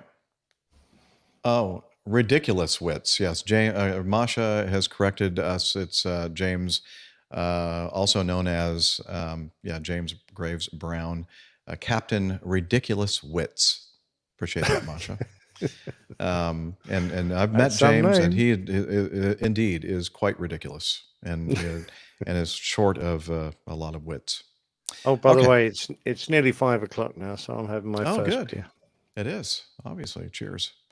I'll just I'll toast you with my LaCroix.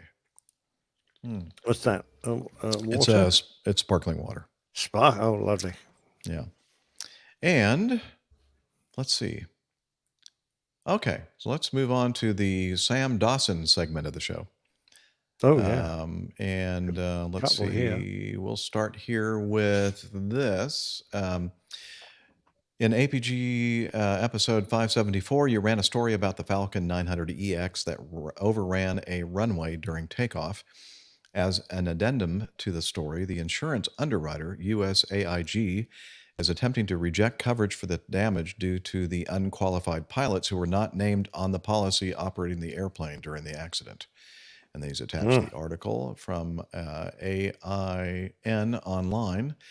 And USAIG is involved in a lawsuit to reject coverage for an accident in which a Falcon business jet overran a runway, shearing off the landing gear and causing other damage. According to USAIG, the aircraft was operated by an unlicensed pilot and a second that was not authorized to control the aircraft without a fully licensed pilot, in contrast to statements made about who would fly the aircraft.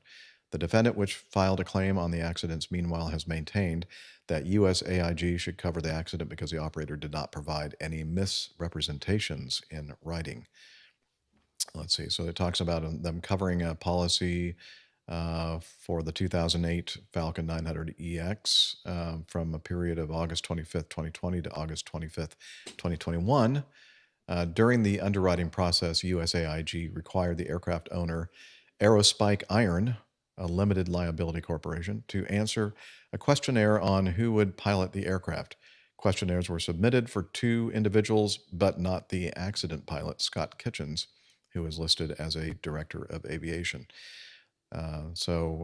Just a reminder, it was at the an airport near San Diego, the Montgomery Gibbs Executive Airport.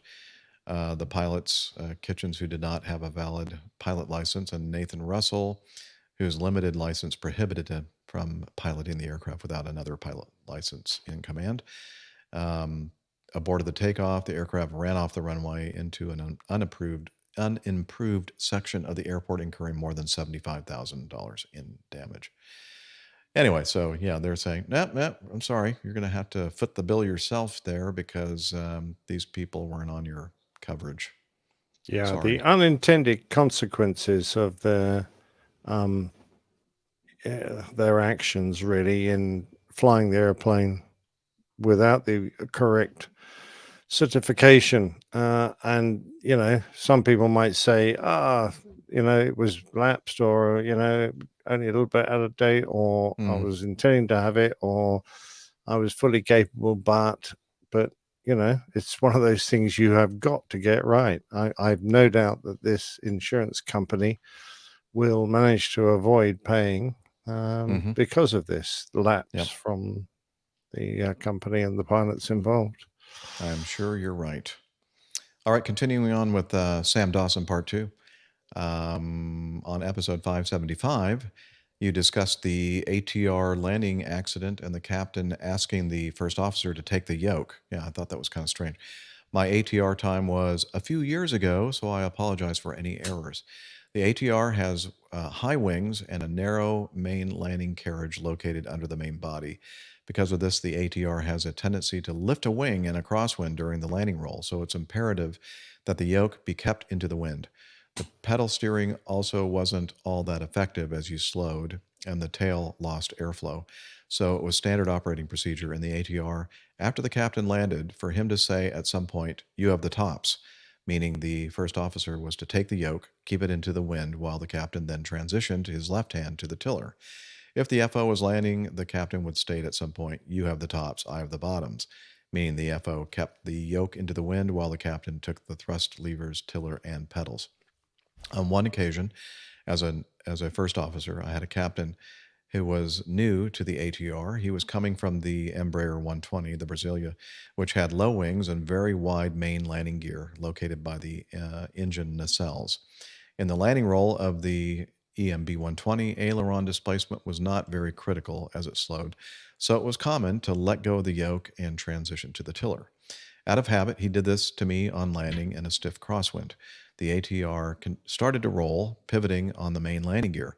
I immediately grabbed the yoke and put in the correction, stopping the roll. Fortunately, there was no harm, so no foul, and I think he learned to never do this again in the ATR. As a captain on the ATR, I made it part of my landing brief to remind the FO to keep the yoke into the wind during the landing roll. Keep the sunny side up. Hope to see you on the 4th. Of course, he sent this in before the 4th of July, and was looking forward to seeing you over there, Sam, but apparently it didn't work out for him. So yeah, he got delayed and couldn't get there in time. In fact, he had so little time, he had to sleep and then go straight off again. So that was a shame, Sam. Nice to have enjoyed a beer with you.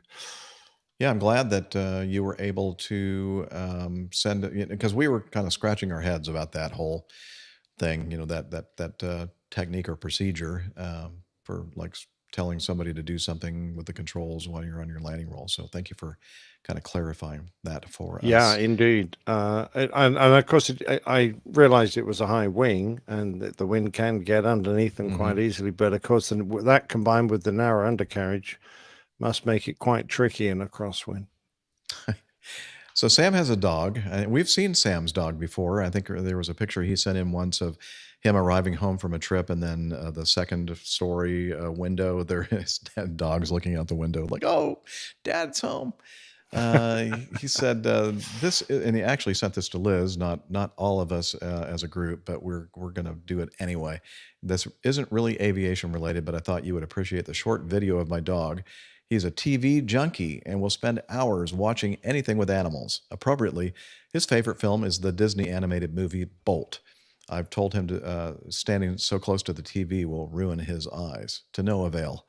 And so some evidence of Sam's dog reacting to the movie Bolt is here.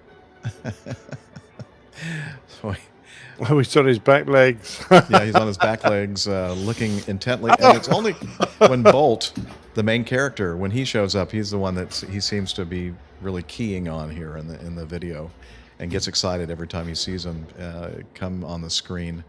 And so he's like jumping up and down, like he's trying to get into the scene in the TV. So there's no doubt he's recognizing the character, isn't he? Yeah, because he's always going for the white dog Bolt, and not really any of the other ones. Oh no, maybe a little bit on that dachshund, but yeah, he likes the dachshund. He obviously likes the wiener. Well, not really sure what to say about that. Anyway, what did he say? What his dog's name is? No. No, he didn't.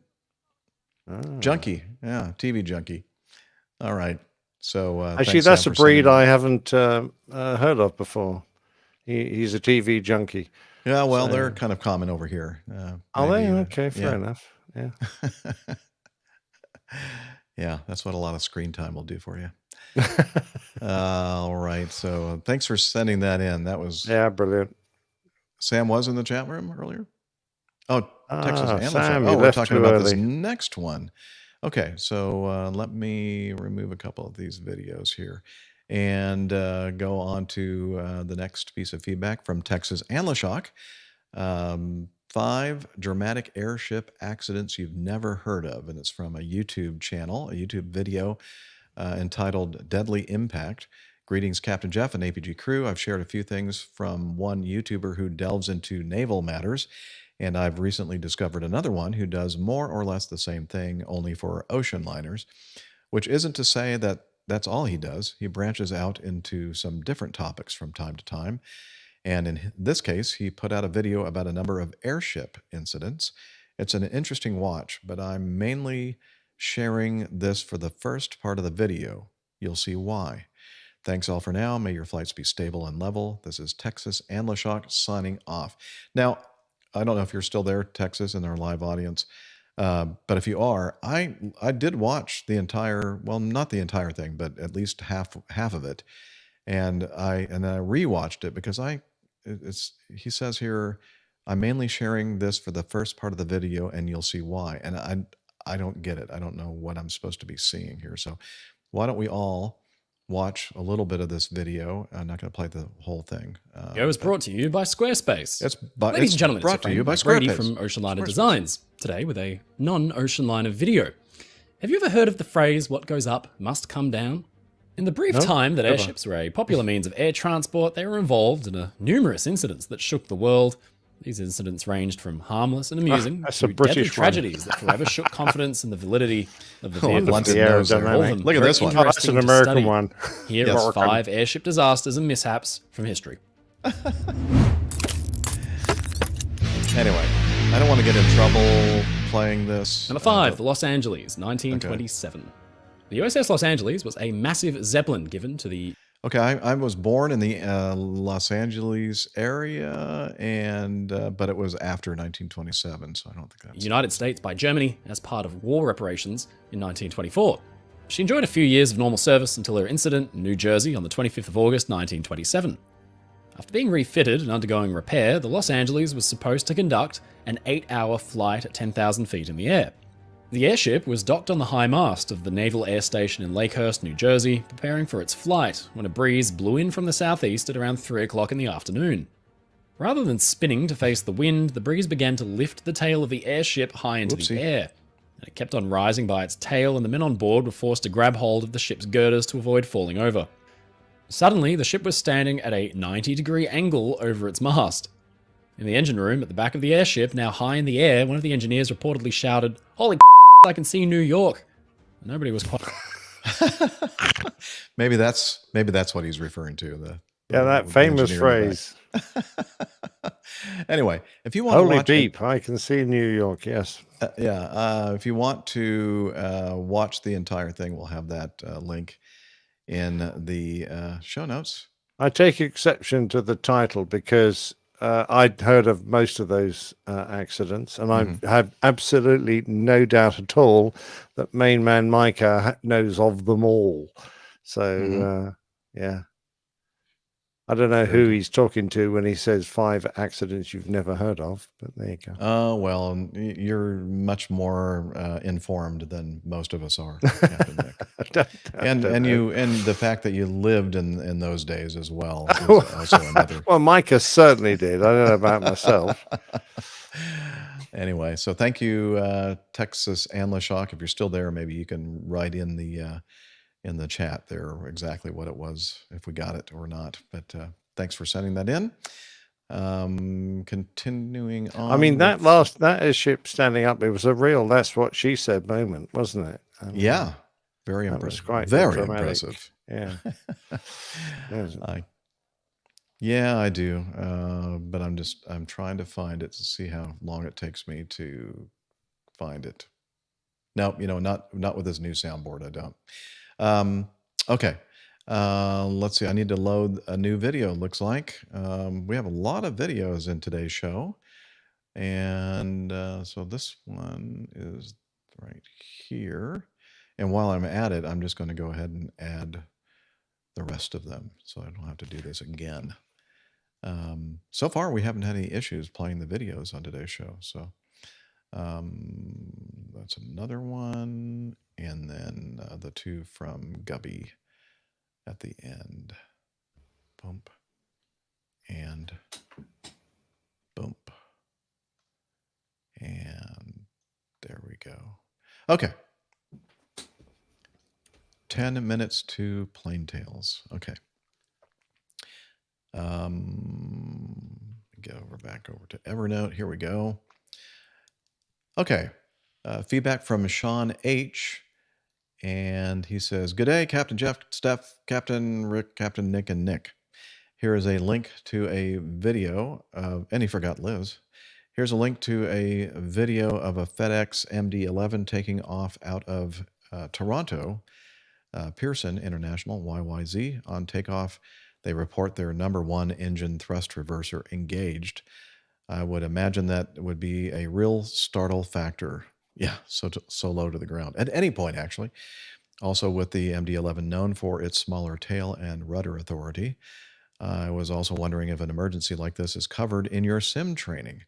Thank you all for the great podcast. Talons Douglas."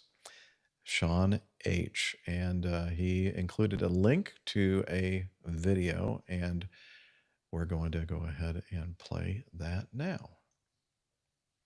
This is you can see ATC, much like VAS Aviation, but it's a different channel, and talks about the FedEx cleared for departure, Toronto Pearson, and we've already kind of set FedEx this 247 Heavy Tower, line up runway 06 left, keep the Airbus in sight for visual departure. Runway 06 left, line up and wait, Wilco FedEx 247 Heavy.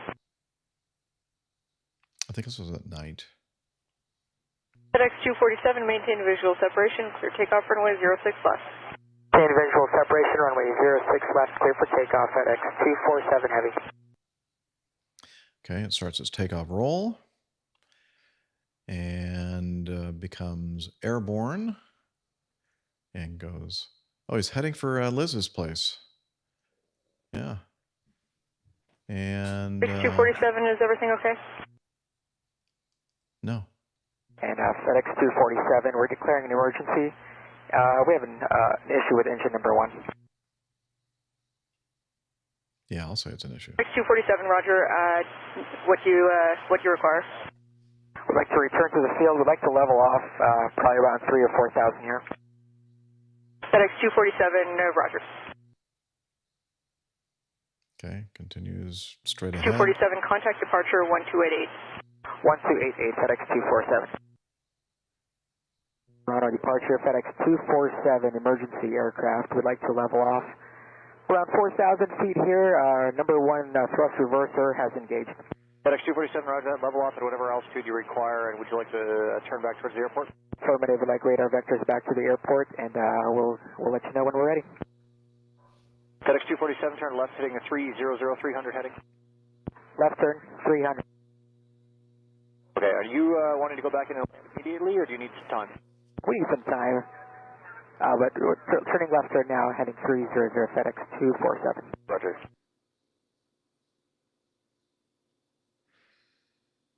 Okay, they're in the FedEx turn. 247, as you are able, continue to left-hand turn, all the way around left-hand turn 240 heading. Left turn 240 now, FedEx 247. Roger, and if you need to return to the airport immediately, you can have whatever runway you want, sir. FedEx 247, yeah, we just need a minute to run some checklist here. But we're turning 247, and we'll maintain between 3,000 and 4,000 feet. Roger. Okay, the depiction shows them on a downwind, a left downwind, north of the field. FedEx 247, Toronto, how are things going? FedEx 247, we're just finishing up our checklist. Looks like we're stable here, but we will need to return to Toronto. Okay, roger that. Are you ready to come back now? Stand by. And I see you in descent. Are you able just to level at 3? We're doing at 3. Yeah, you can start making our turns. We just need to run 1 or 2 more things, but we're ready to go back. Okay, I can turn you base now for runway 5? I guess you can. Okay, sorry, FedEx 247, just need to confirm you are able to take base turn now for runway 5. Affirmative, yeah, we're ready for a base turn runway 5, FedEx 247. FedEx 247, turn left, heading 150, speed is your discretion. Left turn, heading 150, speed our discretion, FedEx 247. Baseline. Roger.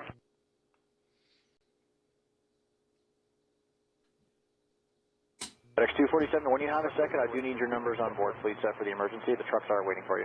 Stand by, FedEx 247. FedEx 247. Actually, we just need another delay vector. Okay, sir. Are you able to roll out on a 240 heading? Yeah, we can do that. We can come back. Right turn 240, FedEx 247. Yep, only if you're able to do so. Roger. Yeah, we'll maintain heading 240 and we'll maintain delay vectors. We're just setting up the box, and then we'll be ready for landing here. Okay, not a problem. You just take your time. 240 on the heading. Let me know. You will give you as much delay as you need. Heading 240, FedEx. Very helpful air traffic controller. Yeah, he's doing a good job, isn't he? For FedEx 247, are we expecting a runway 5? It will be runway 05 for you. Yep, they're all ready for you. All right, FedEx 247 will expect runway 5. Thank you. Let me know when you're ready to turn back. But then again, he is a Canadian. Yeah. That's what Liz said in the background. And ready for the turn. And please confirm you picked up the new ATIS information. That's heading 150, FedEx 247. Okay. FedEx 247, I got the numbers when you're ready, please.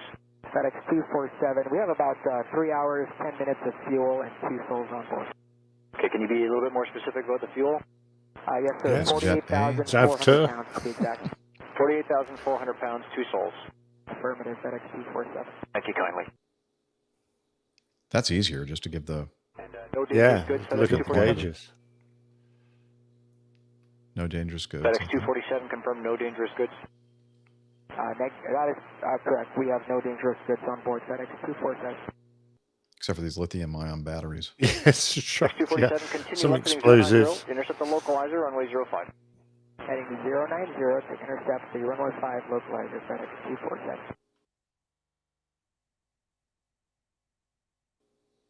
FedEx 247, clear for the ILS approach, runway 05.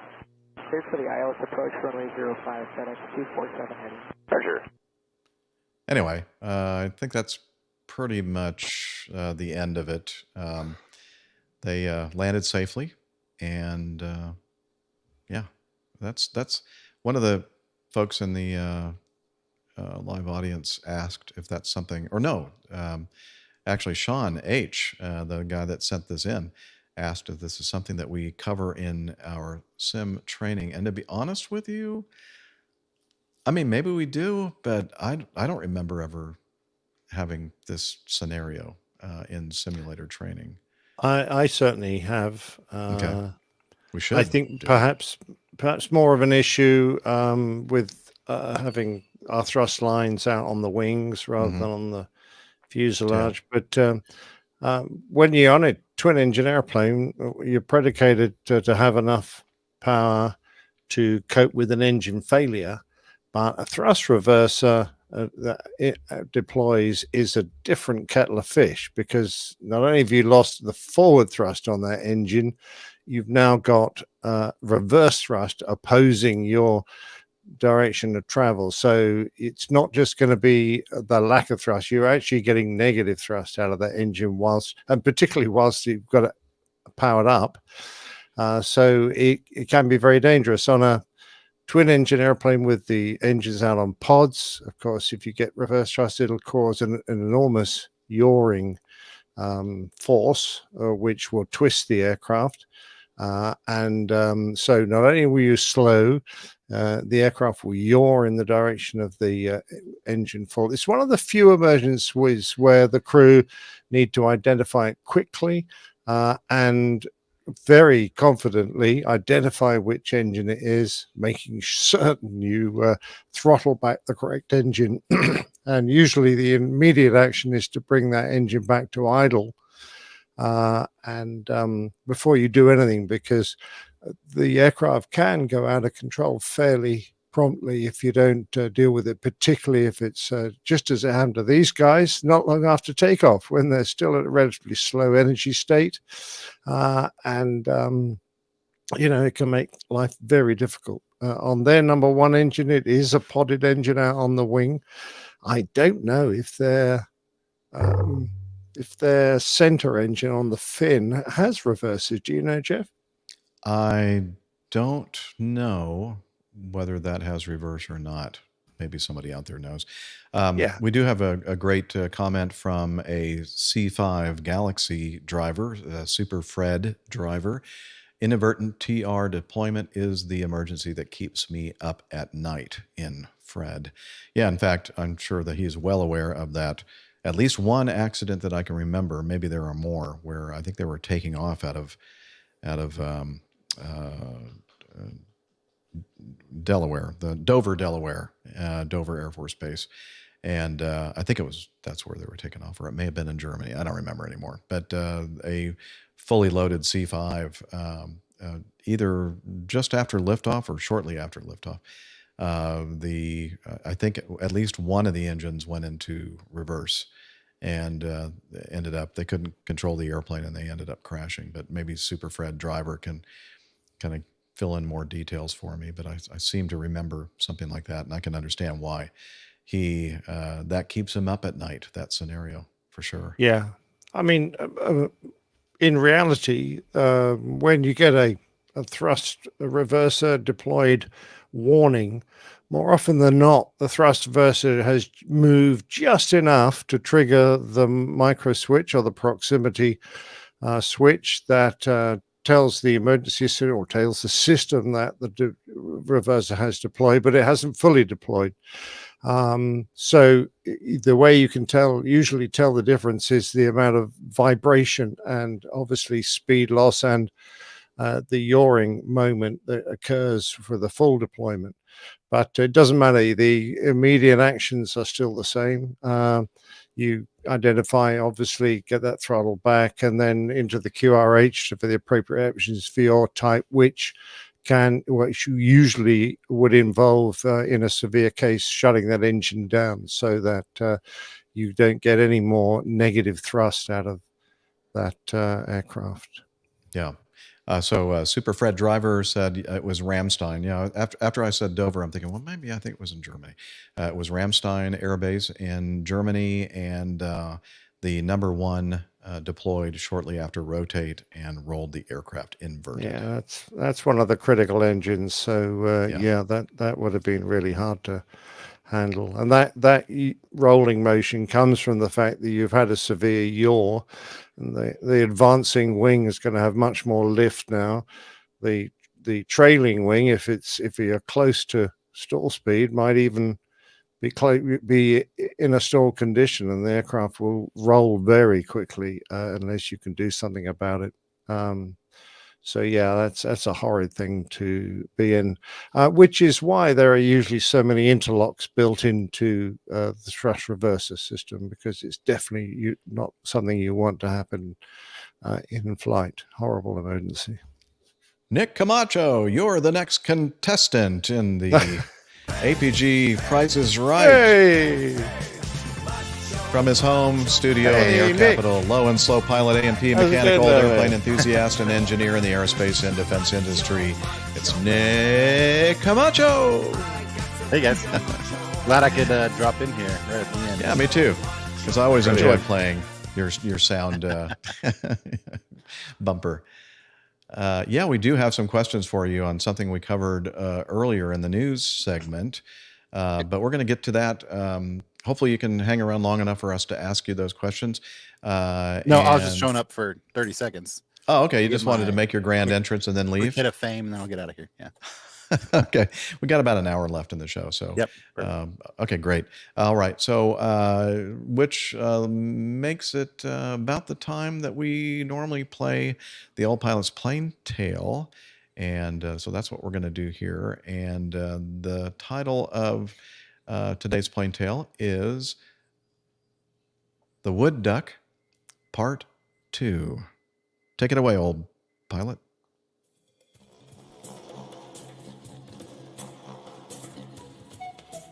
The Old Pilot's Plain Tales, The Wood Duck, Part 2. This is the second part of an interview with the London Air Attaché for the Royal Australian Air Force, Woody, who was a fellow fighter pilot with me on 77 Squadron when I worked with the Australian Air Force. We continue Woody's story of his flying career at the point where he was out in Saudi Arabia flying the Hawk jet trainer. But it was really interesting. I mean, some incredible landscapes around Saudi Arabia to fly around in. A lot of low flying? Yeah, a lot of low flying. Yeah. Oh, yeah, that must have been stunning. Yeah, I mean, around Riyadh was relatively flat. Do you have any pictures back from that time? Not airborne pictures, no. It was absolutely verboten. I mean, we didn't have... Oh, was it? It was pre-mobile phone days as well. So, what a shame. You had to have dedicated cameras in cockpit. I was hoping you'd have some pictures of you merging with your shadow over the desert. I might have some Hawk photos like that from a little bit later on. Yeah, okay, so a little bit later on, what happened then? Yeah, so actually, I ended up spending about 7.5 years in Riyadh, came back to Australia, and then in the space of about a year and a half, I was actually in the UK doing Hawk training to go back to Saudi Arabia again. Oh, good Lord, you have been around, haven't you? Yeah, so I had actually tried to get back in our Air Force, but the post-9/11 slowdown in airline recruiting resulted in our Air Force being overstocked with aircrew, and therefore there were no aircrew positions available for the likes of me coming back in. Yeah, a lot of people decided to dive back into their military service, didn't they? Yeah. When they realized their airline prospects were drying up. That's right. Yeah, so I ended up going back to Saudi Arabia, and this time on the Hawk. So I was up in Tabuk in the top left corner. Lovely. Near Jordan. You guys made a great decision buying that Hawk, you know. It's not a bad little jet, just quietly. Stuffed the Italians there. Well done. Yeah, so it was a Hawk 65, so old steam-driven dials, but a nice little jet. So I did training here in the UK on the T1 for about 4 months before I went out, and then went for the 65. And that was a nice jet. And when you talk about terrain, I mean, those in the RAF who've been deployed in Saudi Arabia will know what it's like. There's the 4 different quadrants around Tabuk are all different landscapes, but there's an area down the southwest corner full of these massive rocky peaks up out of red flat desert. Oh, wow. And there's a Star Wars Canyon equivalent there. Oh, wow. And there's lots of footage from the 1991 Gulf War and tornadoes smoking around that area and that must low have been flying. fantastic. It was incredible low flying. Yeah, it was amazing. Yeah, and the Hawk is just one of the most lovely airplanes to take low flying. Absolutely, yeah. You literally, your bottom's basically on the bottom of the airplane, so you can feel the desert beneath you almost. So I really enjoyed that time. We had a really great bunch of, again, contractors, which were Australian, Kiwi, British, New Zealand, South Africans, and had a really good time. Really enjoyed my time up there as well. Oh, that's fantastic. So you got on with all right with all these different nations? Yeah. You had to adapt and adjust, but particularly up in Tabuk, where it was lead-in fighter training as opposed to rear, which is basic training. The Saudi Air Force had a focus on developing frontline pilots, so they were more operationally focused, and therefore. And just it was doing my core business. I was a fighter instructor and was actually doing fighter instruction again. Yeah, great. How long did that last? I just went there for 2.5 years, and then I came out of Saudi Arabia. Actually, came back to Australia. Ended up doing some Hornet simulator instruction for a friend of mine who started up his own company. But the draw of teaching the jet that I'd once flew, except it had now all this extra fantastic kit on it, like helmet-mounted sights they and did radars. some really good things to the Hornet after I left. I wonder if they were just waiting for me to exit before they brought all these modifications. It took a few more years than that. But by the time I got back, having been away from Air Force for 13 years, the jet it flew the same, but it was a totally different jet. And that's the one thing I'd say. We only retired the Hornet at the end of 2021 out of the Australian Air Force. And we still say to this day, we only reached final operating capability of that jet about 3 or 4 months before retirement because it was designed to be upgraded the whole time. And we kept pace with the technology available. So the kit it had in it was just amazing.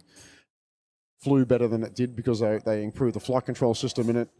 So it was just an amazing jet to fly and fight in. And it was the most fun I've ever had in an airplane. How about the fatigue life of the airframes? Was it running out? No, it wasn't. Oh, really? You'll remember we went through cycles when you were in we have to look after fatigue. And then it was like, no, it's not a problem anymore. Then, no, it's a problem again. The bottom line is it wasn't a problem in the long run. And we had they did actually re-wing a number of our Hornets. They replaced the center barrel fuselage. They replaced on about, don't quote me exactly, I think about 8 to 11 airframes. Okay. But then decided it wasn't cost effective because they did some remodeling. So there was some cracking because the jets had been used pretty I remember hard. The fins were initially a big problem. That's right, yeah. Well, we flew the jets a lot harder than the US Navy ever designed them to be flown. Well, those pussy Navy pilots. Yeah, well, you'd know from Williamtown, you get airborne, 5 minutes later you're in the fighting airspace. Oh, God, yes. And you spent 90% of your fuel fighting in the jet because it was only a 10-minute transit back to base rather than anything longer. So we rode the jets hard and they performed so well in that time. So little wonder that we had some fatigue in some of them. But ultimately, we were not having to manage fatigue at the end of life in any of the jets. And the lovely thing was you were prepared to spend the money to keep them in the air. Yeah, that's right. And ultimately, while we had the original A models, we called them A++ kind of by the end because we actually had the most capable A model Hornets, even compared to some of the C models the US had in the world, just by virtue of all the upgrades we've done. Wow, I'd love to hear more about that, but we'll have to do that when we're not talking to everyone in the world. So, the end of that, you moved on to? So, when I came back from Saudi, I rejoined, so did some post. So I started on the Hawks, instructing as a flight commander on the Hawks. Right. I went back to Hornet as a flight commander, in charge of our operational conversions. ended up being EXO of 77 Squadron, so back to Oh, my what a great old stomping job. ground again. And that was Yeah. up to that point the most fabulous job, being I bet. in charge of flying of your squadron with 14. Who was your boss? I'm just curious. So when I was there, it was Ben Sleeman, who you wouldn't know from your days, but I actually instructed him on the Hornet way back Oh, you're when. joking. And then he leapfrogged me to become the CO, and I was his EXO. But, Oh, dear. But again, it was a fabulous time. The squadron just continued to be just an outstanding place to Well, it it always had a great reputation, was a wonderful place to work. Absolutely. And then ultimately I ended up in Canberra doing our staff college, followed by a term in the... Poor ground pounder. Yeah, and I won't tell you that, unfortunately, that was as our Hornets were deployed to the Middle East, and I missed out by 3 months on that. I was writing essays at the time. That was very, very... That must have been so frustrating. Unrewarding. Yeah, because you spend all your career doing nothing but training and preparing for this kind of an actual, operational mission, and then boom, someone else goes. And unfortunately, it's just timing. It literally is timing. Some have the luck of timing. In my case, unfortunately, I missed out by 3 months and was writing essays instead. But c'est la vie. That's unfortunately how it worked out. But so I did F-35 project for a year, but then got selected to command our OCU. So I ended up back as a CO for 3 years as the last classic Hornet CO. Yeah, to command a squadron flying Hornets must have been fantastic. I mean, the OCU we all treated as a squadron. Was it a good job? It was fabulous. The best job I've had in my life. Brilliant. Yeah. Brilliant. Not just, obviously, I got to fly routinely, so I'd still fly 4 times a week minimum, and I got to command 160 of the best people in the world. Fabulous. And all those lovely dinners and things, because I remember our graduation dinner, with great fondness. And you're doing that on a regular basis and seeing basically all the new pilots in the Australian Air Force come through your hands. That's all right. The new fighter pilots. Yeah. And 2 fabulous memories at the end of my tour there. The very last flight I did, we brought one of our KC-30, so Voyager equivalent A330 tankers down to Williamtown on board, and I took 3 jets up, and we had our families watching us refuel off the tanker How alongside cool them. was that? So that was pretty cool. And then as it worked out, we had a Hornet ball at the end of that year as well, as I handed over command, and I got to, as a final classic Hornet CO, farewell the last course of Hornet students as they graduated to their squadrons, including 77 Squadron. And I also got to meet the original classic Hornet CO from 2OCU when before my time, who was there on the night, and there I was with him as the last classic Hornet CO on OCU. So end to what had been a fantastic Hornet career for me. Was there anything extra special you did for that final course? No, we still had to get them through training. So the standard thing, we did a fly past down around Newcastle. We wanted to get down as far as Sydney, but we weren't allowed to at the time. Unfortunately, just due airspace issues, etc. What a shame. So we did a big formation fly over the day prior to the tanker sortie. Yeah, that's special, isn't it? And I'm so impressed that you had Airbus tankers. Right, there you go. Yeah, that's cool. Americans. They are a good tanker. Yeah, that's right. Very good tanker. We've got them as well. Did you know that? Yeah, you did. You're missing the boom, though. We got the boom as well. Yeah, well, that's only to appease our United States Air Force cousins. Yeah. So you finished your job on the OCU? Yeah, so that's just over 3 years ago now. So I got promoted, got to group captain level, and ended up going outside of Air Force and ended up in a joint job doing joint planning at our Joint Operations Command, and then subsequently into what we call our strategic centre, doing force design planning for the whole of the Australian Defence Force. So cool. Very much out of my swim lane. Learned that I really would prefer to be in a cockpit, but it was an amazing experience. Someone's got to push the paper. That's right, and we have to. Everything's joint these days, so it's important to understand how everything's working. So basically, I was across basically every project we have in the Defence Force, what was going on in there. But came to the end of that tour, was trying to get back, or would have liked to have gone back as an OC of our F-35 wing. Oh, wouldn't that have been wonderful? Yeah, but again, timing-wise, my timing didn't line up. So, would it? Unfortunately, that was not to be. So I literally looked at the list of jobs available for me next, and I couldn't find any good Air Force jobs I really wanted. And then I looked at the international jobs, and London was on offer. So I figured, having done my 3 years in jointery, I wanted back in Air Force, and what better Air Force job if I couldn't fly than to represent Air Force in a air attaché role overseas. And my first choice. I put my name in the hat, went through a selection board interview process. Oh, right. They didn't mind your haircut? They didn't at all, no. I think they actually still appreciate it. Everyone does. I'm just going to make, because you may not, I'm going to take a picture. You may not realize Woody has the same damn haircut he joined the Air Force with, I'm sure. It is not the same. It's not as flat. It looks nearly identical. And I'm going to put up a couple of pictures, one of him now and one of him back when he was lounging by the pool in Darwin. And he's got just about the same flat top. So, yeah. I'm happy to say I've still got the hair. That's a good thing. Well, congratulations. Yeah. So you're out here in London as the air and space, but only space for another 20 days. Attaché. That's right. Yeah. That's fantastic. Yeah, it is. It's an amazing opportunity for both myself and for my family. So a wife and a 10-year-old daughter here with me. So perfect timing, amazing experience. Obviously, Australia being, as many would know, so far around the world, to get over to Europe is quite the adventure just to get here, let alone then tour around. So the opportunity to live in the UK and travel both the UK and Europe is just incredible. And you're going to be a busy chap, because I gather this is actually a full-on job over here. Yeah, it is. So apart from, Washington's our biggest presence, but the UK, especially now with, well, not especially with AUKUS, but because of the increased relationship under the AUKUS agreement, there is a lot of stuff going on. So pretty much I took over the end of December, and since then it's been non-stop until about May. We've got a couple of weeks breathing space right now. We've had numerous visits, joint staff talks, lots of engagements, both formal and informal engagements with other defence attachés and the RAF.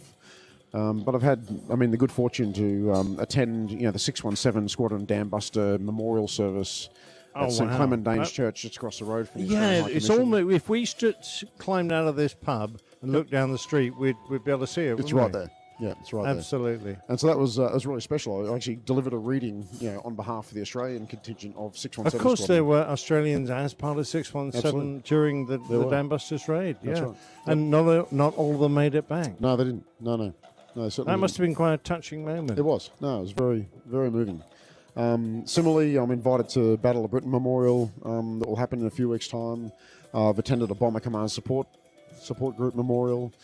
There's dining in nights and things. I had the really good fortune, given the RF's retiring its C-130 fleet as of today. Last flight's today. We have an exchange officer who was flying C-130s up until last week, and had the good fortune to actually go flying with him in a C-130 as well. Oh, brilliant! Part of that close down. And thanks to the RAF for facilitating that. They were more than happy to allow us to go and that is fantastic. So, how far through the tour are you? So I'm only 6 months in. I'm on a three-year tour. So I say to people, our bucket list is as tall as I am, but 3 years is only about half my height. So we've got a lot to get through in 3 years. So I might get a chance to come up to London and have another beer with you and another chat. Expect so. Yes, absolutely. Absolutely brilliant. Well, thanks very much indeed for giving us your time, Woody. It's been an absolute pleasure. It's great to see you, Nick. Reliving these wonderful memories. Absolutely. Yep. Thanks.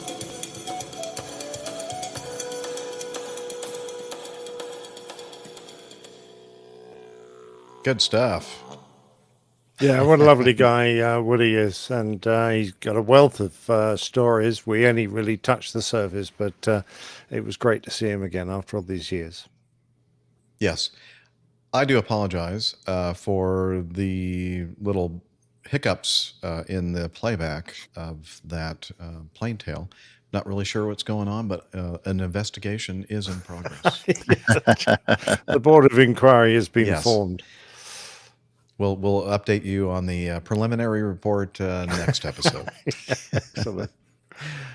Anyway, yeah, it was really good, really good. And so that was part 2. Is there going to be possibly a part 3? Maybe if you well, there may be sometime in the future, because Wood is a fascinating guy with a very rich flying history, and I'd love to chat to him again in detail about some of his exploits. But cool. He was very nice to chat to us, but I think for anything more in depth, he'll need a little bit of formal permission, which might be hard to obtain, but we'll see.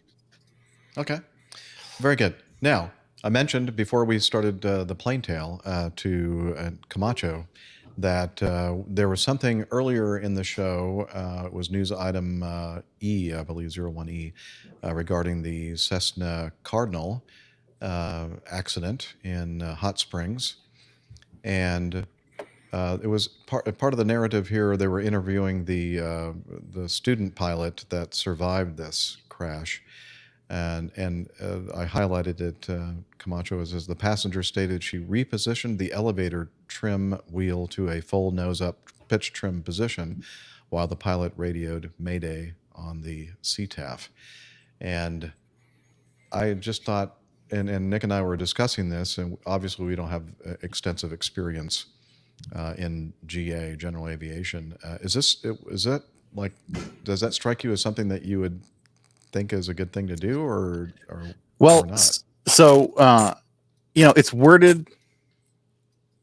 I think it kind of depends on what they're doing, right? Because you want to trim to best glide, right? So you take the control forces off. Now, be that that this airplane, and I just did a little poking around real quick after you mentioned that, and it looks like some of the Cessna models do trim out pretty close to glide speed with most or full nose up pitch trim. So I think it is possible that the pilot may have said, hey, trim the nose all the way up, and he was aware that the airplane would fly that way. Mm-hmm. I'm not sure. The weirder part to me is that the pilot was having the passenger trim the airplane. Yeah. Because, to me, trim is a feel thing. So you got to be the person flying the airplane to know if you have it trimmed right. Mm-hmm. So that's what seemed unusual there to me. Yeah.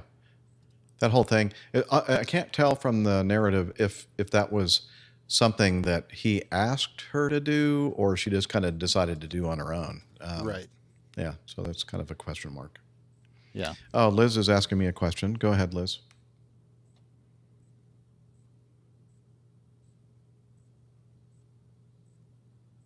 No.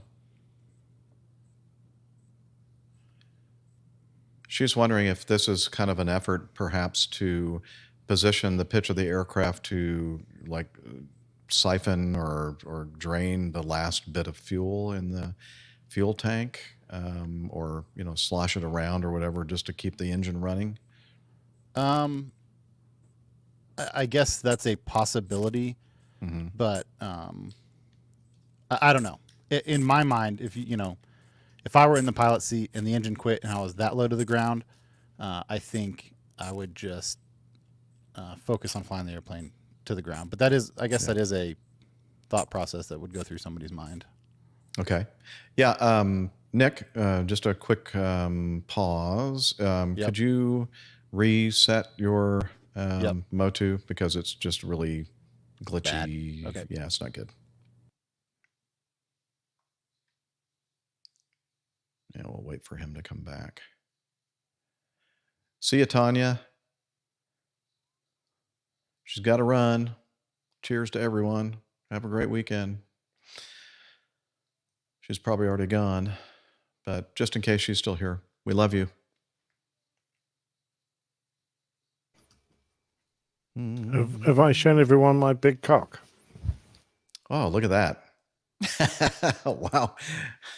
Wow, you really got to watch the video to see that. That was impressive. Very impressive. Yeah. Wow. All right. How's that? Do I sound better? Do I sound the same? Yeah, it's not like I'm making that kind of staticky sound it was making before. Yeah. Okay. How about the volume? Is his volume okay? Is my volume Oh, okay? speak a little bit. Just talk a little bit. Well, I'm looking at that perpetually mid-pack running car behind Nick. You are. Yeah, we're looking at too. And Fred Driver says it's much better. Now. Okay. So, okay. Cool. All right. Well, thanks for kind of clarifying that a bit, Nick. And since we're talking with you at the moment, I will say one other real quick thing about that I thought about a minute ago is I think that's probably the hardest thing to do, or maybe not the hardest, but one of the hardest things to do in aviation is when you have a situation or emergency and you can see the runway fighting the tendency to try to make the airplane fly to the end of the runway when it can't. Is just super challenging. I almost failed my check ride for my private pilot license for a similar reason, right? When we did the simulated engine out, he put me right over the airport, and I maneuvered my way in, and I was like, "Oh, I think we're gonna make it." And I pulled back a little more, and then I pulled back a little bit more, and he said, "Okay, go around." And when and that was the last thing I did. And then he didn't say anything, and we flew all the way back, and he didn't say anything, and we landed, and I didn't know if I had passed or not. And he started writing out my ticket, and he finally just said, "Good job, you did fine to the very end. What you tried to do on the emergency landing is what kills people in aviation." I was like, "Oh, okay." Yikes. But, well, it's definitely something that you remembered. Yeah, definitely. But it's one of those things where, unfortunately, it's you look at it and you're like, "Oh, this could be such a good outcome if I just pulled a little bit more and I could keep the airplane in the air for another 200 or 300 feet." And it goes from an imminently survivable situation where you land with the wings level and you land in the dirt or maybe in a brush line or something, to losing control of the airplane and then not landing wings level, and then it becomes a crapshoot in terms of survivability. That speed, it's kind of insidious how it bleeds off. Yep. All right. So what have you been up to, Nick? I just got back into town yesterday from a work trip out to California. So I was out there for a couple of weeks, and now I am trying to catch up in the few days I'm home before me and my son depart for Oshkosh on Wednesday morning. Ooh, awesome. So, yep. We got. So when do you think you might get up there to Oshkosh? Well, so we're flying into Milwaukee. So we're flying the airlines.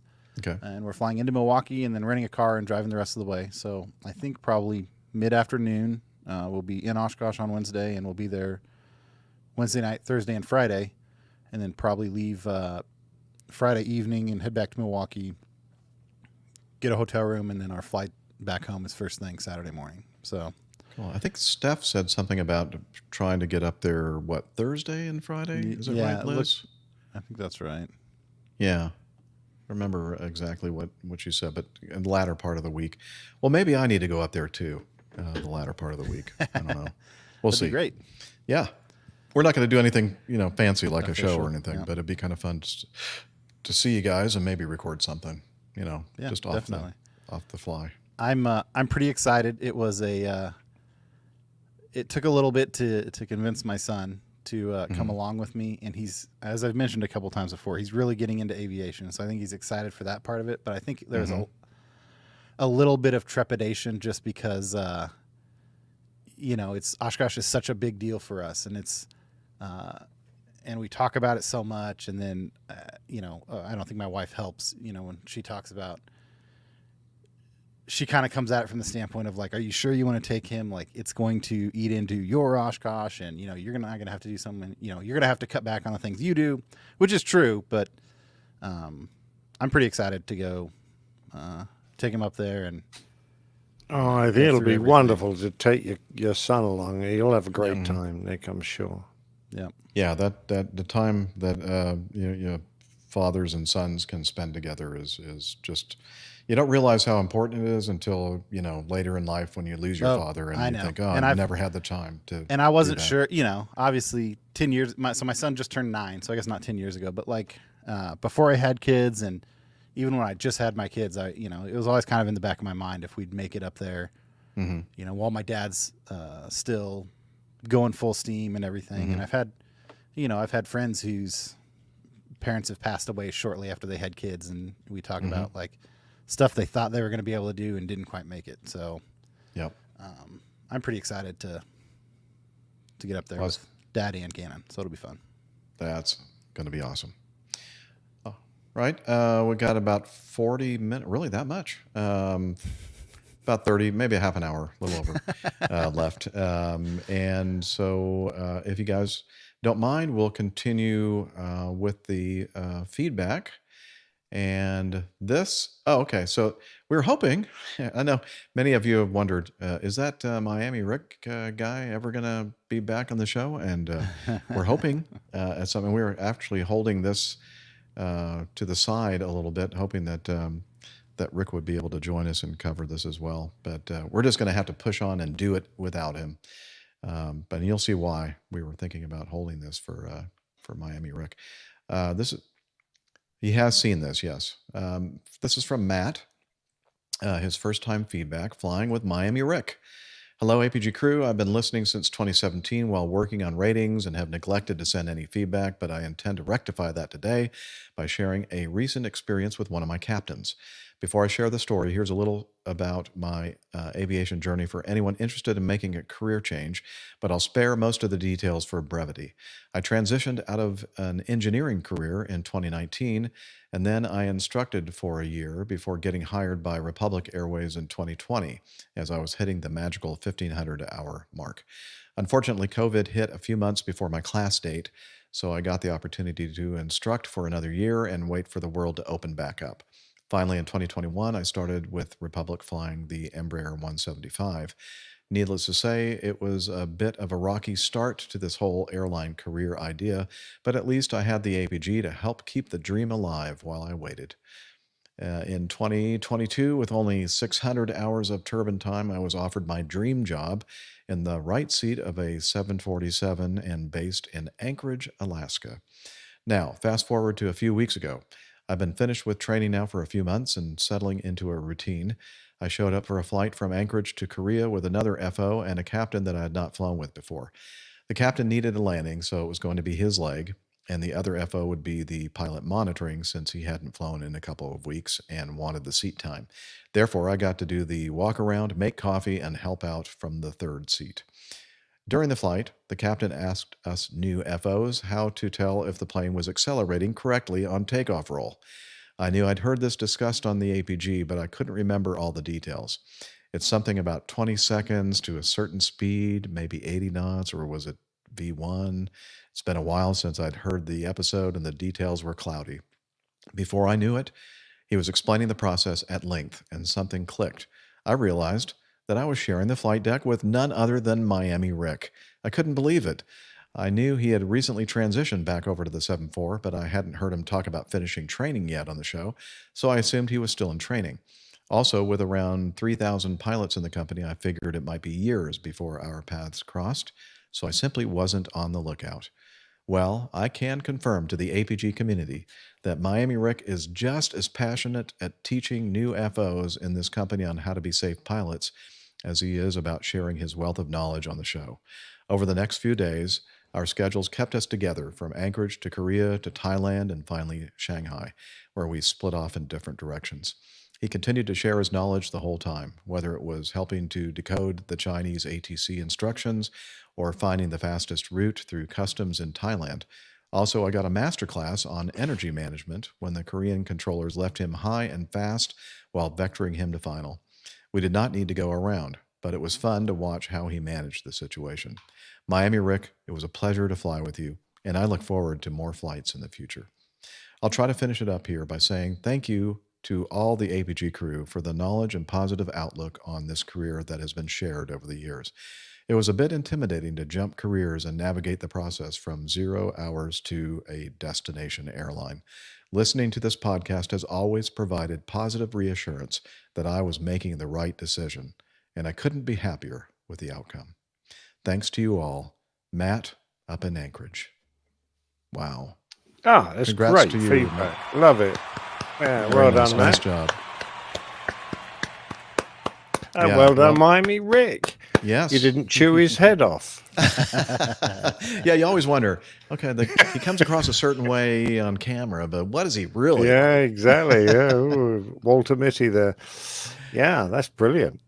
Yeah, and it says a lot to hear that from you in the community, giving us that kind of feedback, not only on having an experience with a particular crew member, but also just the podcast as a whole. That sometimes we don't we enjoy doing this, but we're not sure that we're really doing any good in the aviation community overall, and it's just really nice to hear that we've heard many of these kind of stories in the past, and that just really kind of lifts us up here at the APG. And so thank you for letting us know that it did make a difference.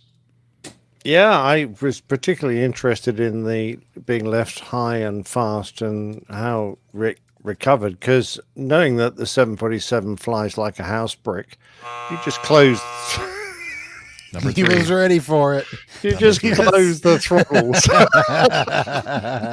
It'll drop like a stone. Oh my! All right.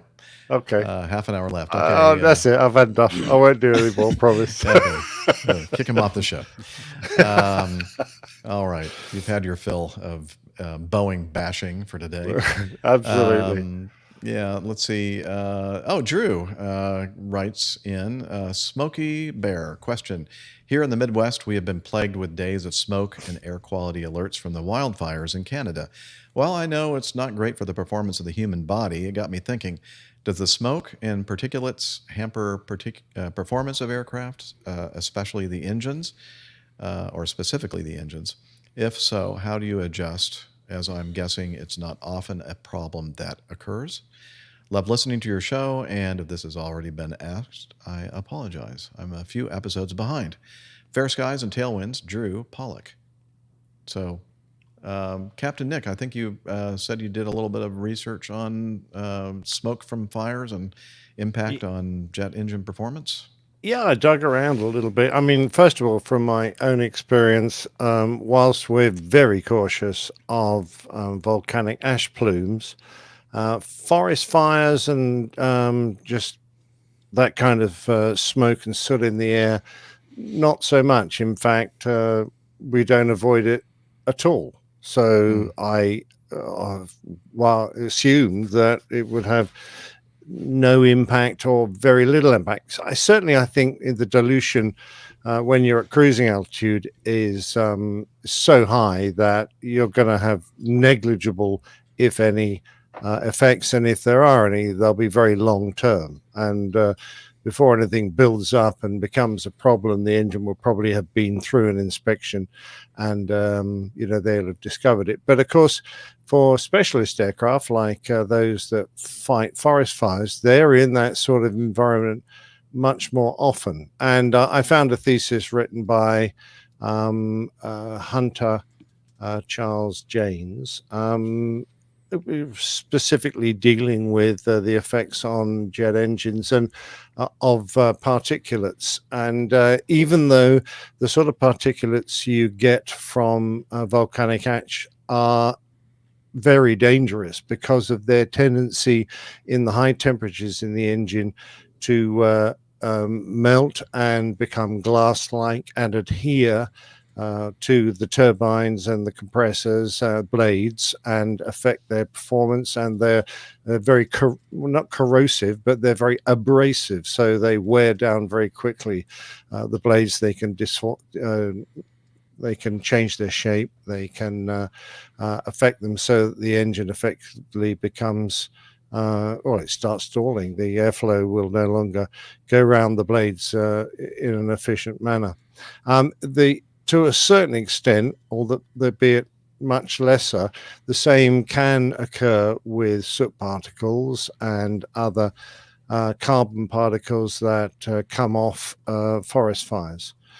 So yes, it is a problem, but I think it really only needs to be addressed by those who frequently put their aircraft into that kind of an environment at the concentrations that might cause a problem. And the basic summary was that if you're going to operate forest fire fighting aircraft, be particularly careful if they're turboprops because of the design of those engines.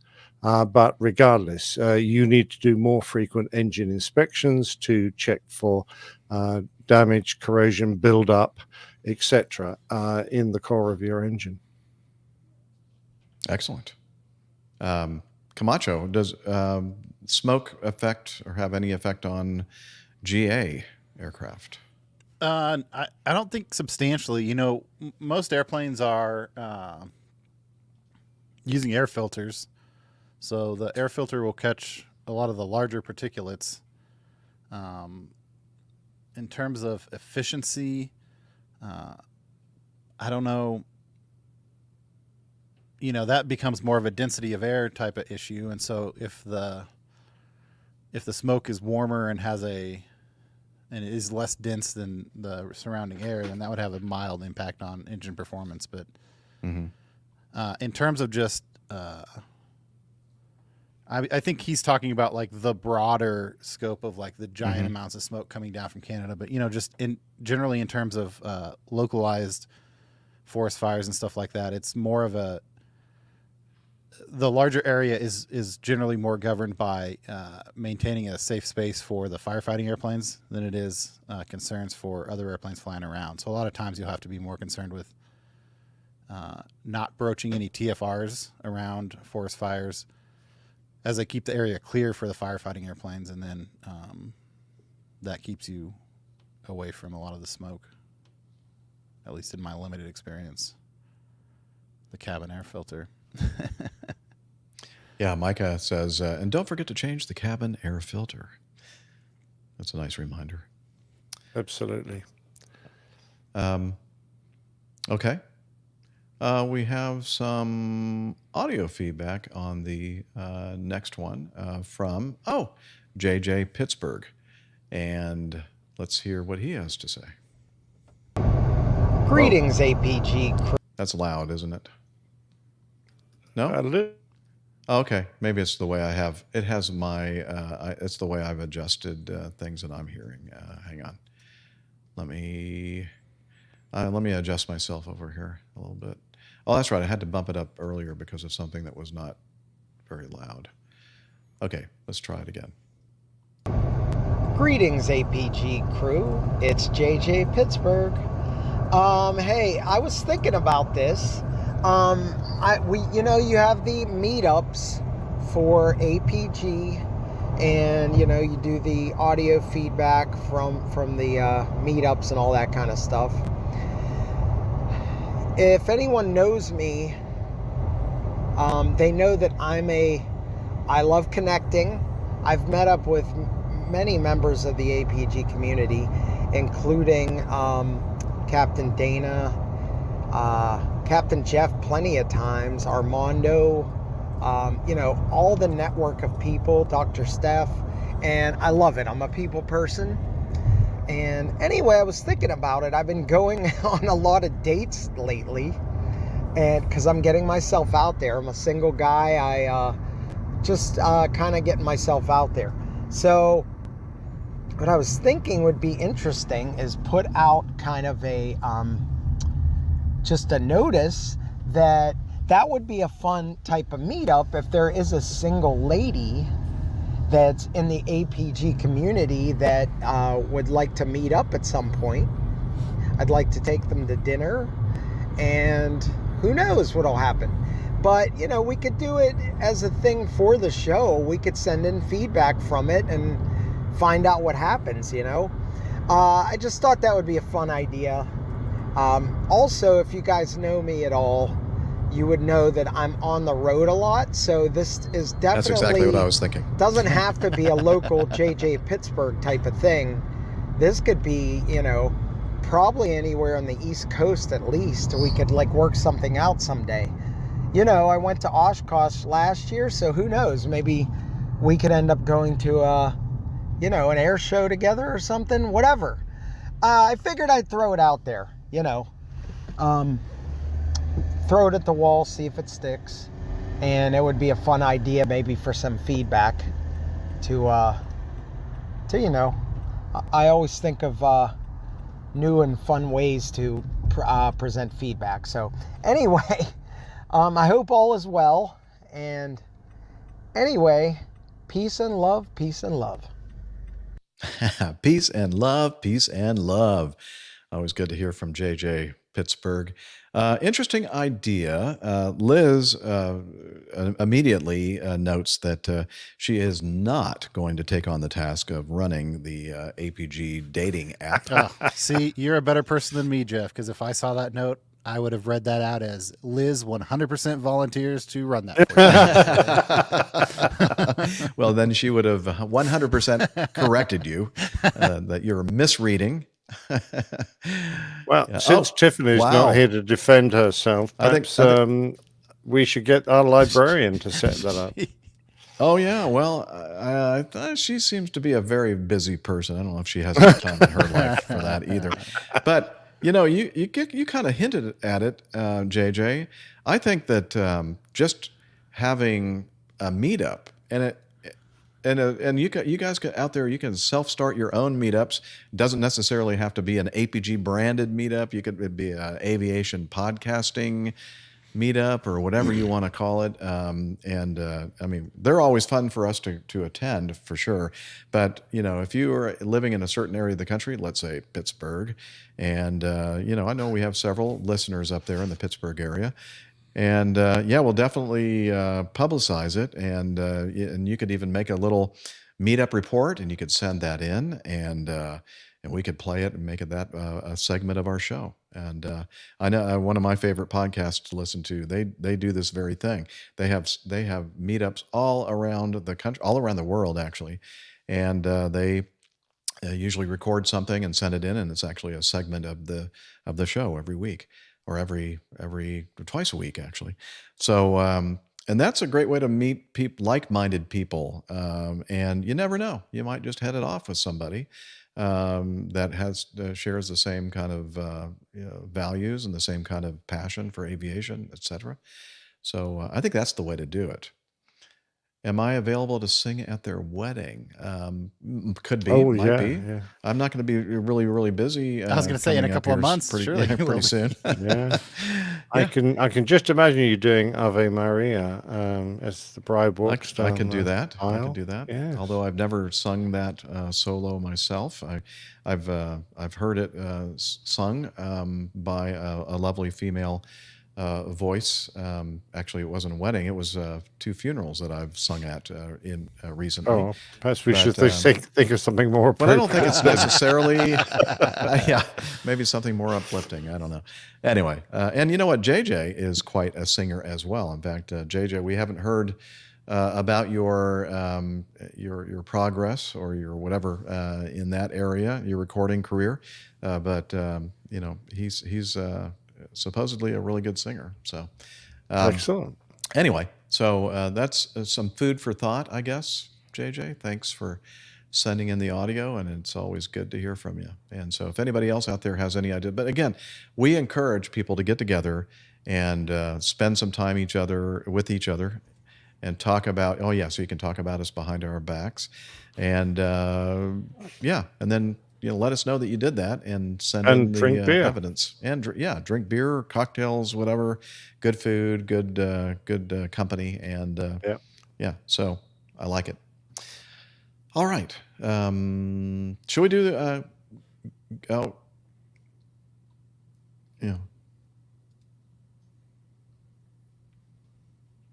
okay. Yeah, we can do that. 20, okay. We're going to skip down to 20, and I don't know if Steph, if you're listening while you're driving in the car right now or not, but you might get a kick out of this. This is sent in from Mike Smith, the Sonex driver. I think I'm saying that right, Sonex, right? Sonex. And Liz said she didn't make a slide for that. That's okay. You don't need to.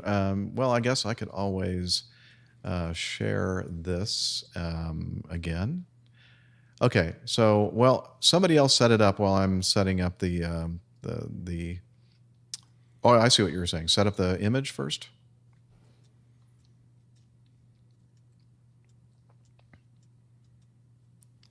Okay. Well, let me do this first then. I can't do all these things at the same time. I do try, but there is a limit to my multitasking skills. Where did it go? I know I just... Here it is. Found it. I'm looking right at it. Okay. So to set this up a bit, the reason why Mike thought it would be funny for Dr. Steph to go to this seminar at AirVenture this year is because in I forget which episode it was, but it's one of my favorite episodes of all time when Dr. Steph had a couple of beers and she was very, very tired, and she decided to read this very, very technical paper or an excerpt of it, and it had something to do with shimmy dampers, and we were just laughing our heads off because uncontrollable. It was so much fun. We do love it. Laughing, and she was quite insistent she was going to finish it. It was brilliant. Yeah, she was, and regardless of all the laughing that she heard in the background. And she probably thought, well, what are they laughing at? There's nothing funny about this. Well, yeah, you're right. There was nothing funny about the actual text, but the way you were reading it was pretty funny. Anyway, so the seminar, the perfect seminar that Mike thinks that you should attend, Steph, is engine mounts and shimmy dampers. That's Monday. Oh, unfortunately, it looks like she's going to miss it. It's Monday morning, 10 a.m. to 11:15 Central Daylight Time. And yeah, it says, join Emily Mogul, mechanical engineer, for a few beers and a talk about shimmy dampers. No, it doesn't say that. But she is going to talk about general aviation engine mounting systems, designs, installations, and maintenance, and also about the technology behind fluid-free shimmy dampers. There will be a chance to win promotional items following the presentation. So anyway, maybe a six-pack of great Wisconsin IPAs. You never know. Good idea, Mike. And I know that I'm sure he's already there. In fact, he may be, as we speak, flying into AirVenture right now in his Sonex. Okay.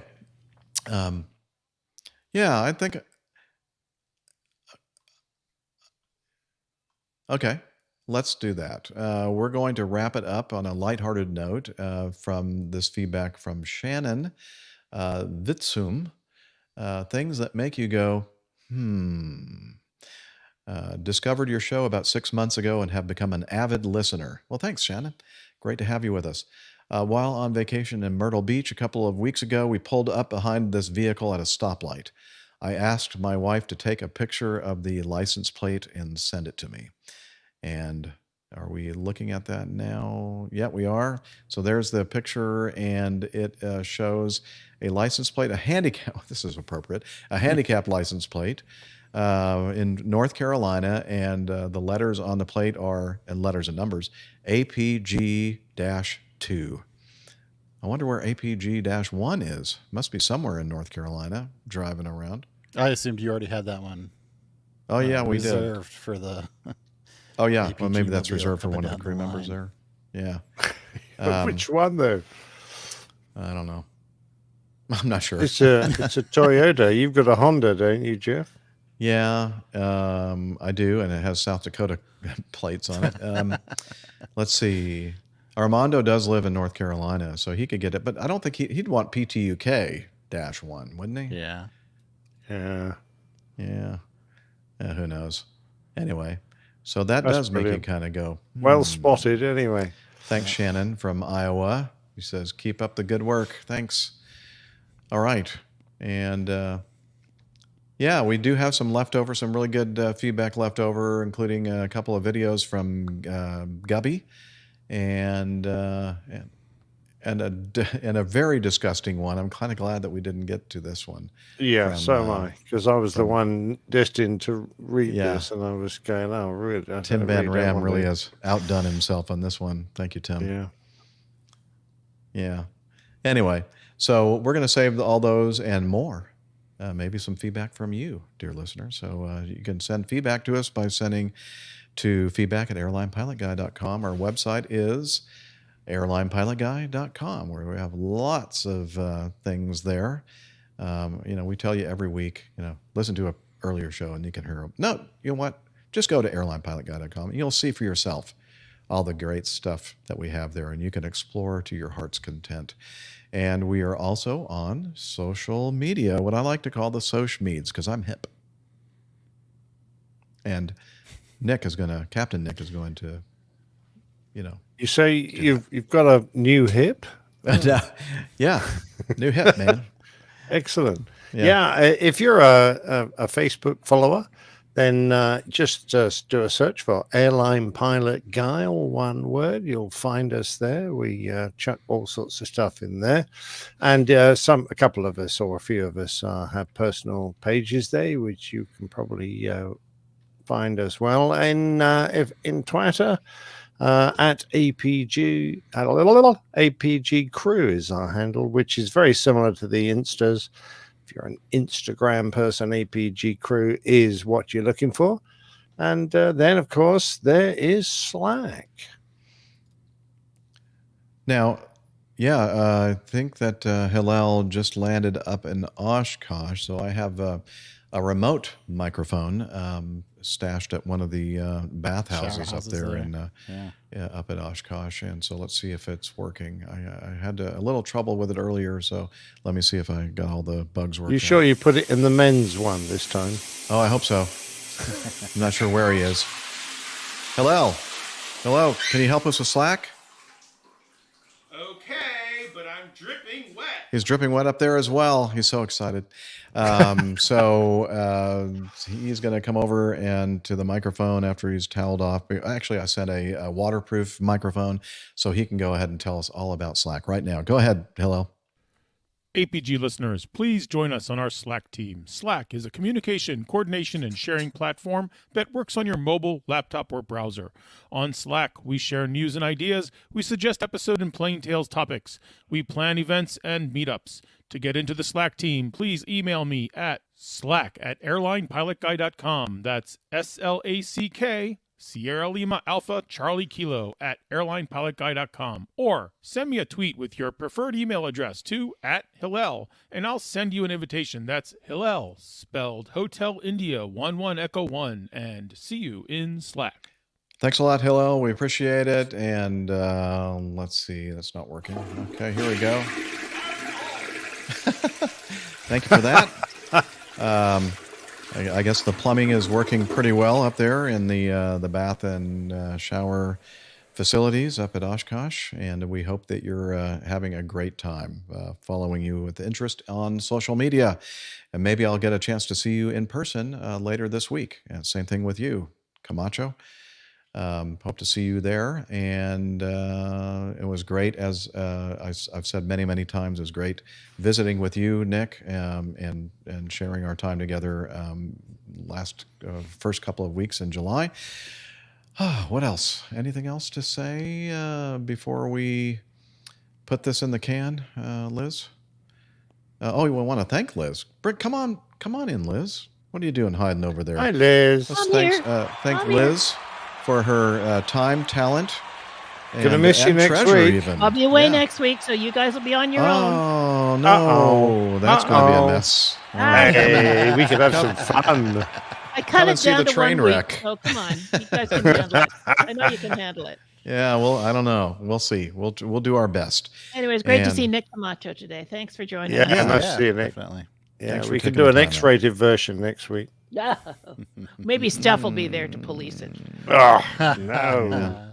She can chime in with her own X-rated stuff. All right. With that, I don't even know what that means. With that, we're going to go ahead and end this thing before I get into much more trouble and tell you, wishing you clear skies, unlimited visibility, and tailwinds. Talons, Douglas. Bye, everybody. See you next time. See you later in a couple of weeks. All right. It's important that turn off your recorders. We turn off our local recorders if you have them going, and we also, you may have noticed in the right column of our StreamYard that there's a recording thing going on. So it asks me to ask all of you to don't go away from this page until all the recordings have been uploaded to the StreamYard server. Glad you could be here, Super Fred Driver. Nice to see you. Let's say quickly hello and goodbye to our wonderful chat room folks. Heckless and Lashog, everybody. Yeah, that was here. any show titles that I've leap to mind? I've got a couple of suggestions. We'll wait and see what the chat room says. But I have Flames and Smoke, which is from the Flaming Air Canada thing and the Smoke thing. Flames and Smoke. And this one, I have no idea what you do with it, but don't reverse your thrust, Nick. Don't reverse your thrust. We could just play off of Jeff's last comment and call it "Check in next week for Dr. Steph's X-rated adventures." We'd probably get a lot of people. I want to see how Nick that can one. illustrate that. That's clickbait right there, man. Yeah. Could we do something with stolen pappies? I don't know, stolen pappies. Oh, stolen pappies. I like that. That's an idea. Pappies. Micah's got 777 s'mores. Okay. Yeah, because we talked about the marshmallows and the 777 fire. Yeah. That's an idea. Of course, Nick had his 747 gliding like a brick. You could have gliding like a brick. Mm-hmm. 747 brick. I feel like that's our version of going back to the well. Anytime we can't think of a good one. Exactly. Just Boeing insult. Yeah. As long as Rick's not here, it's fair game. Well, perhaps it'll tempt Rick back with some Airbus stuff. I hope so. Oh, the Super Fred driver says, where we're going, we don't need pappies. Where we're going, we don't need pappies. Okay. We don't need no stinking pappies. It's just going to say, who do we do? Instead of badges, we don't need no stinking pappies. Anything about Nick's You know what's funny badges? about that is the first article that Liz had in there was from a different. It was from Paddle Your Own Canoe, I think. Yeah. And they were saying that it basically made that runway inoperable. And I'm thinking, well, what kind of lighting system couldn't you use the runway for takeoffs and landings? And then we realized it was pappies. And I'm thinking, well, I land on even here at Atlanta International, sometimes one of the runways, pappy lighting system is not working, and that doesn't stop us from using the runway. So I think it was just a misunderstanding by the rider. You haven't seen some of the Nigerian. Oh, perhaps I better not say that. Okay, yeah. Don't mention the Nigerian Disregard. airports that you've No. been I didn't say that. Never mind. Maybe I'm got a fine flight safety record in Nigeria. A great country. Anyway, the second article that we ended up reading and using just basically said that pilots are warned that the pappy lighting system had is reduced out. functionality. It reduced wasn't functionality. Yeah. Okay. Anyway, Pappy's gone. Poppy's gone. Poppy's gone. No, Poppy's right here. Oh no, there's Poppy. Here. Poppy Pappy. Yeah. You didn't know that's the way you spell Poppy, right? P-A-P-I? Exactly. I've been spelling it wrong it's up wrong on our tag. All Anyway, I do you can think you of got is something to work Pappy's with there, Nick? I expect so. Okay. We can't wait to see it. All right, beautiful. Yes. Superfed driver, trust me, you want pappies when landing anywhere in Africa. They are about the only reliable thing. Well, thankfully, I have no experience with landing in Africa, so we'll just have to take your word for it. Well, thanks everybody for joining us. Yeah. We'll see you next time. Have a great rest of your day and enjoy the rest of your weekend, and hopefully we'll see you again next week. Bye. Yeah. Well done. Bye.